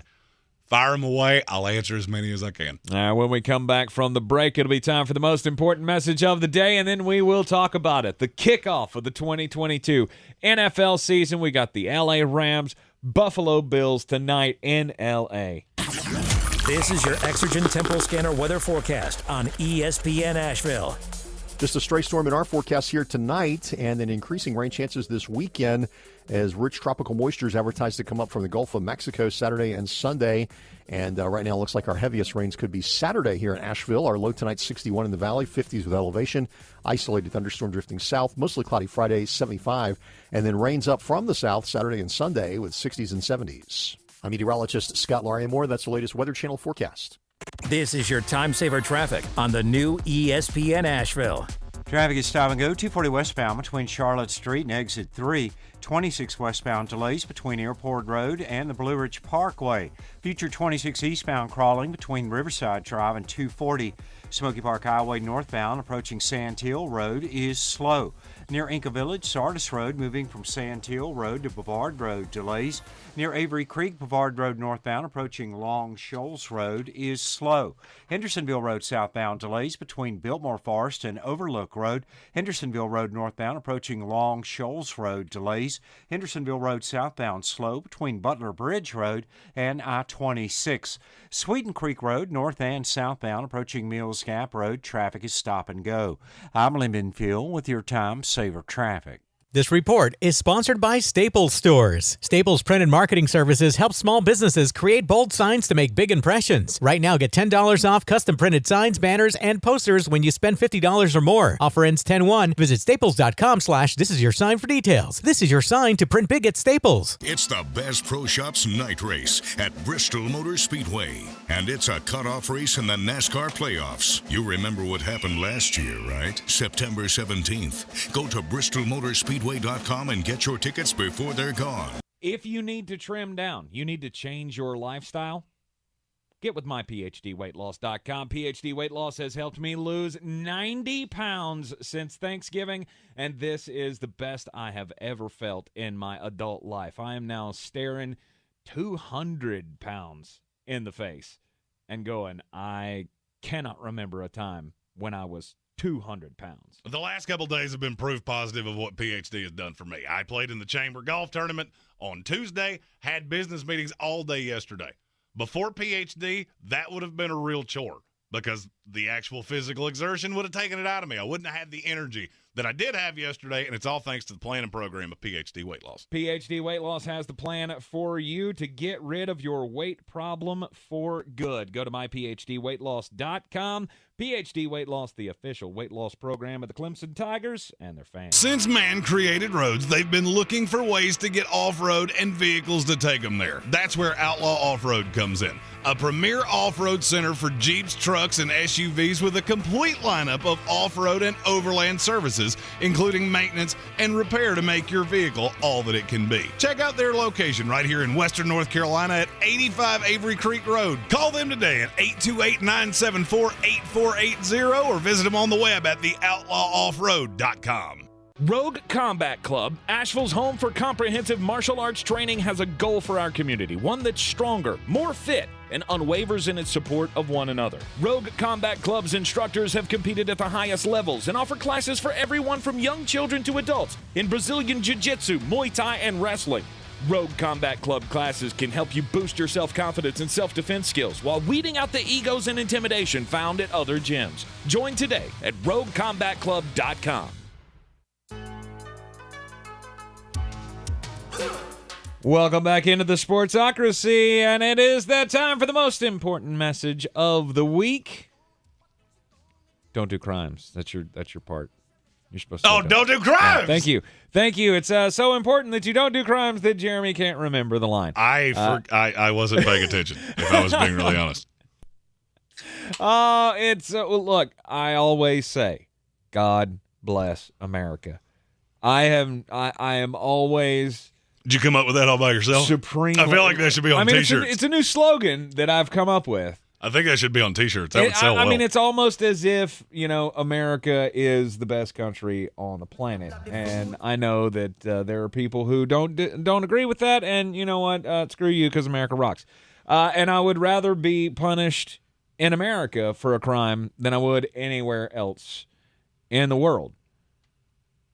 This was very disturbing to me. So, an Iranian woman killed her husband back in 2017. He was very abusive, apparently. And one night, she shot him dead. She was sentenced to death. And the way they do it there, I mean, it's not like we do it here where, we'll put the little alcohol swab on you and we'll do it very humanely. No, they still hang people over there. She was a part of a public hanging that was 17 people deep, at least 17 people deep. After watching one by one the gentleman being hung before her, she had a heart attack in line waiting for her turn and died of that heart attack. Most places probably like, all right, that's done. I guess we don't have to do anything. Iran apparently does things differently. They hung her corpse. That is the most macabre thing I think I've ever heard. Macabre? Macabre. And, of course, it was just making a point because her husband was actually a senior Ministry of Intelligence official in Iran, so the punishment is going to be a little harsher. They actually convicted her two children as well as co-conspirators, despite the fact that they were asleep at the time of the murder. They gave her daughter 5 years in prison. The son was cleared. Yeah. How does that work? It's Iran. And women aren't people in Iran. The women are always going to be judged harsher than the men. And one of the worst parts of this is that apparently the son helped the mother-in-law kick out the stool from underneath her. Oh, good. Yeah! Lord. Awful. Again, if you're going to do crimes, at least do them in America where your dead body won't be desecrated. Your story was incredibly macabre. It is, isn't it? My story, not so much. This is from Mr. Vegas insider Scott Robin. He also goes by Vital Vegas. Apparently, a very aggressive heist was just pulled off at El Cortez. That is an old-school Vegas gambling hall. One of the things, if you've ever been to a casino, you know there's a line that you are not allowed to put your hand across. Well, somebody did. And they committed a crime, but they didn't think about it before they did it. They were at a craps table. They reached across the do not touch line and made away with $19,100 in chips. Not the first time this has happened. Not the first time that the person that did it has the same problem. Mm-hmm. Because they got away with a slew of $2,000 chips. The 500s and the thousands, you can bet those away. They don't really pay I mean, I'm not telling you anything that anybody that goes to casinos doesn't know. They don't pay a whole lot of attention to small denominations. Now, when you get into those big boy chips, they pay really close attention to those, to the point of they have FID chips in them. So if you try to bet them anywhere, they're going to hit. So now whoever did this apparently has been seen on camera trying to get rid of some of the hundreds, 500s, and thousands. They believe he is sitting on 5 $2,000 chips that he has no way to get rid of, because the minute he does, they're going to flag and he will be arrested. And do you know how he could have found this out? Wouldn't have been that hard. All he'd had to have done is Google somebody that just did this in 2016. It was a Rolling Stone article. Tony Carleo snatched $1.5 million in craps chips from the Bellagio. And he got rid of 105,000 of it real easy. Yeah. Only problem is that he had $25,000 chips. It was over $1 million of what he stole. He couldn't let it go. Really? He sat on them for 18 months. And then he tried to gamble them away, thinking, oh, well, maybe they lost track of them. They arrested him before he got out of the building. Wow. Don't do crimes. Really don't do crimes in Vegas. They know all your crimes. So they can track the chips. Oh, yeah. Wow. Yeah, if don't do crimes ever, but if you're going to steal from a casino, those big chips will catch you instantaneously. I've always been afraid that it's going to be like the movie Casino. You do mess up in the casino, they're going to be breaking some of your fingers with a hammer in the back somewhere. That's, I mean, if you play in some underground place behind a pool hall, maybe. The place with the duffel bag? Your duffel bag story? Yeah. Is that where you... Go to reputable casinos. Yeah. Don't do the underground thing. Nope. That's how you Bad get idea. hurt. That's how you end up with fingers that don't point the right direction. Right. But most importantly, overall, don't do crimes. Tonight is the kickoff game of the 2022 NFL season. I'm going to repeat. Tonight is the kickoff of the 2022 NFL season. We will have the showdown in L.A. Last year's Super Bowl champion against one of the favorites for this year's Super Bowl championship, the Buffalo Bills and the L.A. Rams. Who has the advantage? I believe Buffalo is a better team. Okay. I also believe the Rams are going to have to figure some things out with their offensive line, and this is quite possibly the worst team you could have to come up against to start off with. I also think it's going to be just oppressively hot. But it's a dome. It's an open-air dome. Mm-hmm. And they're turning the air, or they did turn the air conditioning off 40 minutes ago. Yes. It's going to be ridiculously, grossly, sticky hot. So who does that? So the question is, all of those things considered, who does that benefit? I think it benefits L.A. I think it benefits Buffalo. Neither one of these teams run particularly well. Now, the Rams run a lot more than you think they do. I harped on this last year. There's this misnomer that Sean McVay comes out and throws 75% of the time. It's just not true. Right. Now, we've been asked several questions about Cam Akers. I think he's going to get the lion's share of the carries. A lot of people have freaked out about him because he was so bad when he came back for the playoffs last year.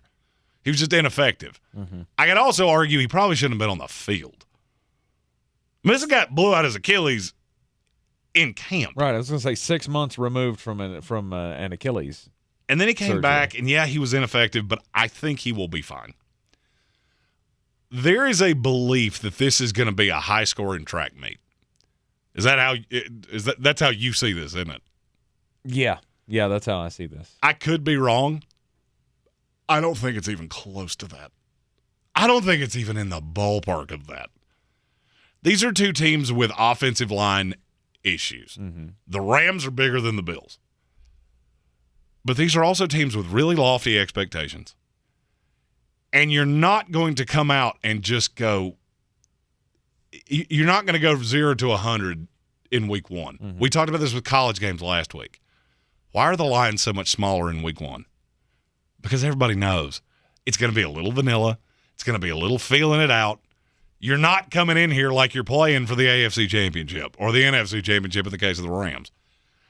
I could see this being a sludgier game than people are expecting. Mm-hmm. Lots of cramping, lots of dehydration. Well, you're going to have a lot of that. There's no way you're going to avoid it. Right, but that's what I'm saying. It's going to be limited. The guys are going to be taking a lot of breathers. There'll be a lot of rotations on both sides of the ball. And it will come down to possibly who's deeper. And if that's the case, it's Buffalo then Bills. it's the Buffalo Bills. It's not really all that close. LA Rams, should be used to the heat. Obviously, you don't ever get completely used to that kind of oppressive heat. But you would think that would play into their favor, that Buffalo wouldn't be as up to speed on playing in that kind of heat and humidity. I'm going to take a line that I heard from a slew of Buffalo Bills fans that I was with over the weekend. It's cute that people in the South think it doesn't get warm in Buffalo in the summertime, because it does. Oh, yeah. Now, I can't tell you it's this oppressively hot. Right. Hot's hot. All right. I mean, L.A. is ridiculously hot. Mm-hmm. And it will have a factor with conditioning and cramping and things like that. The bigger question for me is who has more questions? Who has more question marks coming into this game? The reason the over-under is so high is because there's one corner in this entire game that you know exactly what you're getting, and it's Jalen Ramsey. Mm-hmm. Everything else is a question mark. And I'm not so sure that I care. Now, Gabriel Davis, all the way in. If you have him on your fantasy team, he should be on the field tonight. Right. Just a solid piece of advice. I do. I care about the fact that Tre'Davious White's not going to be playing. I care about that because, okay, let's say with what you have left, you're able to get a handle on Cooper Kupp, which I doubt. And then that leaves Allen Robinson open. How are the safeties going to be used in the pass coverage? Obviously, that's going to play a big deal. Micah Hyde and Jordan Poyer, but I don't believe in anything outside of, Kyer Elam is now the number one for week one. Dane Jackson's actually the number one. Okay, that doesn't make me feel much better. He played well at times last year. Mm-hmm. He's fine. But I could also see Matthew Stafford coming in and putting on a show. I just feel like the pass rush for both of these teams is going to matter way more than people are letting on. Buffalo has 7 legitimate pass rushers. Not all of them play on the edge. Mm-hmm. Ed Oliver can get after a quarterback. I just see this being more dinky-dunky because you're going to have to get the ball out. It's going to be a lot of shotgun, probably not a lot of ability to run the ball on either side. And I think we're going to come in here tomorrow and go, man, that was 2 really good teams, and that game was broccoli. Very well could. But they're both also explosive offenses. Oh, no doubt. And so I feel like that's going to play a factor in the game. I could very well see this being, 35-30 kind of a game, but I could also see it being somewhere in the neighborhood of 28-26. I don't see it being the slow slugfest that you do. I have it at 24-20. That's how I think this game ends. Okay. Well, see, that's not that bad. When you say slow slugfest, I'm thinking like 17-10. No. The over-under's 52.5. That's a lot of points. Put it this way. The score that you said only covered that by 2 scores. Mm-hmm. So, that's Vegas, in my opinion, baiting you into thinking that this is just going to be an up-and-down-the-field track meet. I don't really see that. I shouldn't say bigger question. That is my biggest question is what exactly are we going to see here? You got to understand, there's no Odell Beckham with the Rams. Right. The receiving core is not particularly deep. You don't have a lot of weapons here. This is the thinnest team in the NFL, and it's not even close. Mm-hmm. So you get into one of these scenarios where it is that hot. And what exactly are you going to be seeing? Is Tutu Atwell, who we talked about ad nauseum last year. Mm-hmm. And there's a path where he plays 20, 25, 30 snaps tonight. He could. Is it warm and fuzzy that this is going to be 34-30? Because it doesn't for me in any way. No. Van Jefferson, is he going to play? He's questionable. I have not heard a definitive. Yeah. Last I heard, he was questionable. Wasn't sure if he was going to be out there. If so, he's the 3. Out. He is out. He is out. So then that means Tutu Atwell becomes the 3. Dude. You're going to see Ben Skowronek out there, who had some, he had some nice catches during the playoff run for the Rams last year, and they're pretty high on Lance McCutcheon as well to make some plays as a rookie. I'm not as concerned about the offensive line for the Rams as you are. Who do you feel good about? Is it as steady as last year's? No. I mean, you're trying to replace a guy like Andrew Whitworth, sure. And you also lost some other pieces on there, Austin Corbett and guys like that. So I get you're still trying to figure some things out. It's very young. It's very inexperienced. And it's getting ready to come up against Von Miller and Gregory Rousseau and A.J. Epinesa and Boogie Basham and Ed Oliver. I could keep doing this. To me, that is the pivot point. You've got Matthew Stafford coming out here with one receiver that he legitimately feels good about. First of all, Sean McDermott, pretty bright defensive guy. I would wager he knows that. I'm just going to guess that maybe a guy that became an NFL head coach as a defensive mind is looking at this going, all right, so everything at Cooper Kupp. I think they will get aggressive with him. A slew of double coverage. A slew of it. Because you got to remember, Matthew Stafford and Allen Robinson, first game together. Yeah. Do you remember the first game with Odell Beckham Jr.? He was running the wrong direction twice. Now, I understand one's had a camp and one was a pickup in the middle of the week. I completely understand that. This is just not going to be as seamless. And I feel like we do this every year. We're so excited that there's NFL football back that we think, it's the reigning Super Bowl champions because they play in this game every year. And they always play somebody that is of their caliber. So we think it's going to be a great game. And usually you walk away going, gross. That was a letdown. Well, not really. It's what you should be expecting. I was going to say, except for that time the Denver Broncos opened up against the Carolina Panthers. Didn't they beat the snot out of them in that opener in Denver? Yeah, and that wasn't pretty. I mean, no, wasn't pretty. But I got the LA Rams winning tonight. Jeremy will make his pick coming up next right here on ESPN Asheville. This is your time saver traffic on the new ESPN Asheville. Traffic is crawling 240 westbound between Tunnel Road and Exit 3. 26 westbound slowing between Airport Road and the Blue Ridge Parkway. Future 26 eastbound crawling between Riverside Drive and 240. 40 westbound is slow between Hendersonville Road and Bavard Road. Sweden Creek Road southbound stop and go between the Blue Ridge Parkway and Mills Gap Road. Hendersonville Road southbound slow between Biltmore Forest and Overlook Road. Near Avery Creek, Bavard Road northbound approaching Long Shoals Road delays. Again, Bavard Road northbound slow between Clayton Road and the Blue Ridge Parkway. Near Inca Village, Sardis Road slows moving from Sand Hill Road to Bavard Road. Smoky Park Highway northbound approaching Sand Hill Road is slow. I'm Lyndon Field with your Time Saver Traffic.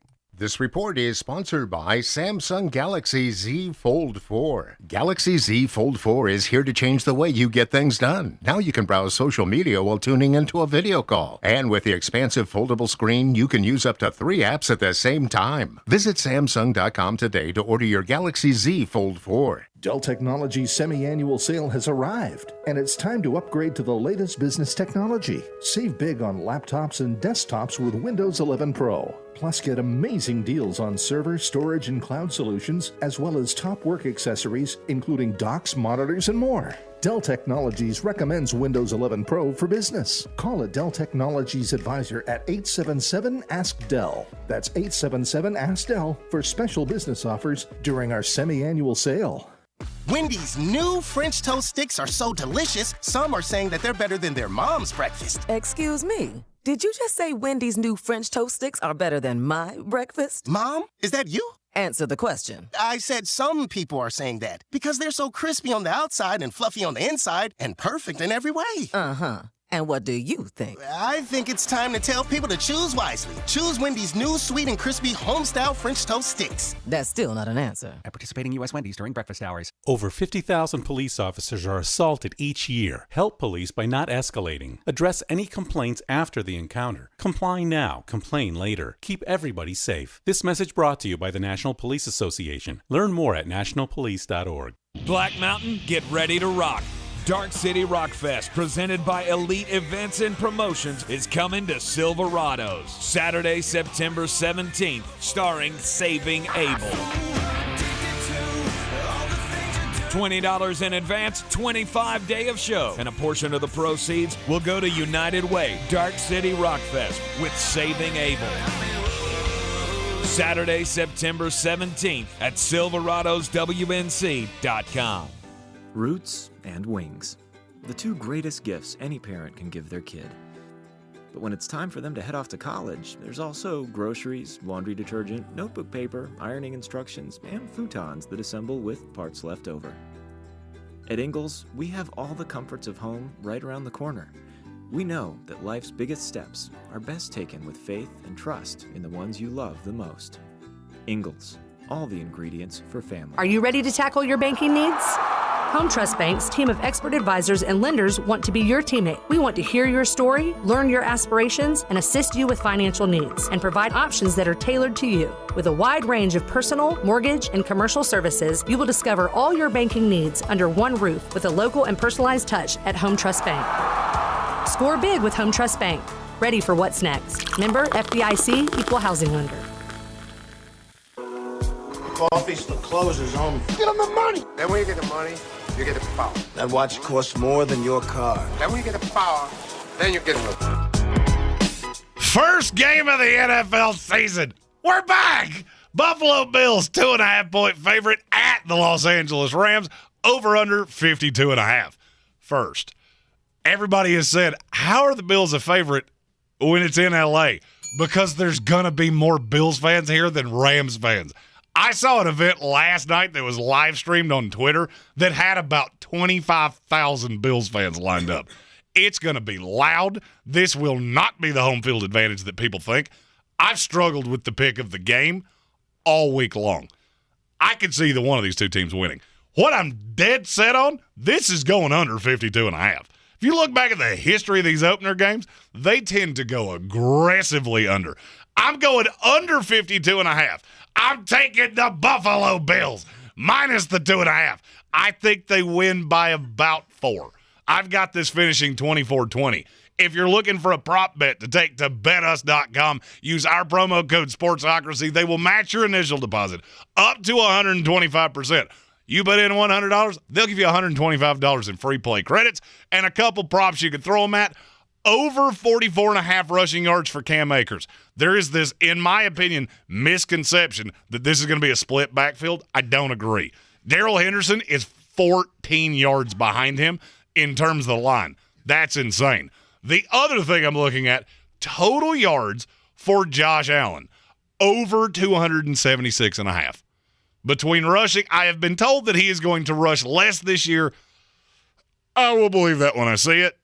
But I do think he's able to throw for about 260, rush for somewhere in the neighborhood of 30, and go over 276.5. All right, there you have your picks. You can take those over to betus.com. Use the promo code Sportsocracy. Get a 125% deposit bonus on whatever you put in, up to $2,500. Just a stat correction from the last segment. It was not the Carolina Panthers that Denver just destroyed on the opening kickoff game. That was 10 years ago in 2013 when they did it to the Baltimore Ravens 49-27.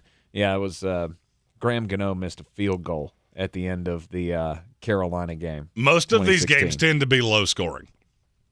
If you look back over the course of the last 4 years, the final scores of these have been 18-12, 10-3, 34-20, 31-29. Now, understand that 34-20 game was the Chiefs and the Houston Texans. Right. You had the shootout game between the Bucs and the Cowboys last year in the 31-29 win for Tampa Bay. But, yeah, I mean, Kansas City, go back to 2017. That was a high-scoring affair with the New England Patriots. That kind of came out of nowhere. Kareem Hunt's debut. Never forget that one. And there were a ton of turnovers in that game, too. That was on my anniversary in the Dominican Republic. So I need to, for the last few seconds here, say happy anniversary to my wife, Andy. 15 wonderful years of wedded bliss. I love you, baby. Okay, so there's football tonight. Let's talk about the real important thing tonight. I'm taking nobody. Circles the wagons like the Buffalo Bills. To cover 2.5 points on the road at L.A. I think the L.A. Rams will win this game outright, and they will be able to win the game. Bang up the houses. Bang up. I was going to say cover the number, they're going to be able to win this game, which is stupid to me. It's not to me. I'm telling you, it's going to be a Buffalo Bills home game. I've seen enough pictures. There are a bajillion Bills fans there. Right. It's going to be loud. It's going to be fun. The NFL's back, baby! That's right. We'll have all of your coverage of the weekend coming out tomorrow on the program, along with Beat the Chief, a daily draft, and all the goodness that comes with a Football Friday. This is your Exergen Temporal Scanner weather forecast on ESPN Asheville. Just a stray storm in our forecast here tonight, and then increasing rain chances this weekend as rich tropical moisture is advertised to come up from the Gulf of Mexico Saturday and Sunday. And right now it looks like our heaviest rains could be Saturday here in Asheville. Our low tonight 61 in the valley, 50s with elevation.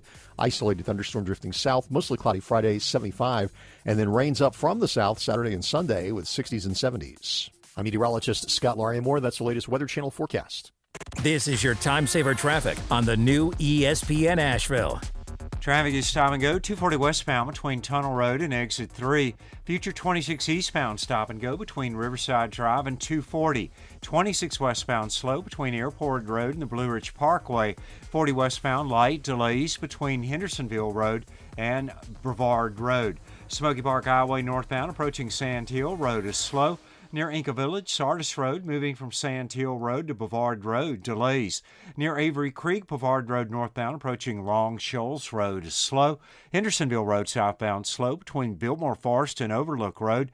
Sweeten Creek Road southbound, stop and go between the Blue Ridge Parkway and Mills Gap Road. I'm Lee Minfield with your Time Saver Traffic. This report is sponsored by Taco Bell. Your burrito prayers have been answered. Taco Bell's double steak grilled cheese burrito is back with that juicy steak smothered in nacho cheese with a 3-cheese blend that's grilled on top. At participating U.S. Taco Bell stores for a limited time only. Hours and participation vary. Double the steak claim as compared to the steak quesadilla. From the Ingles Studios, this is ESPN Asheville, WPEK, W225CJ Fairview, WMXF Waynesville, and iHeart radio station.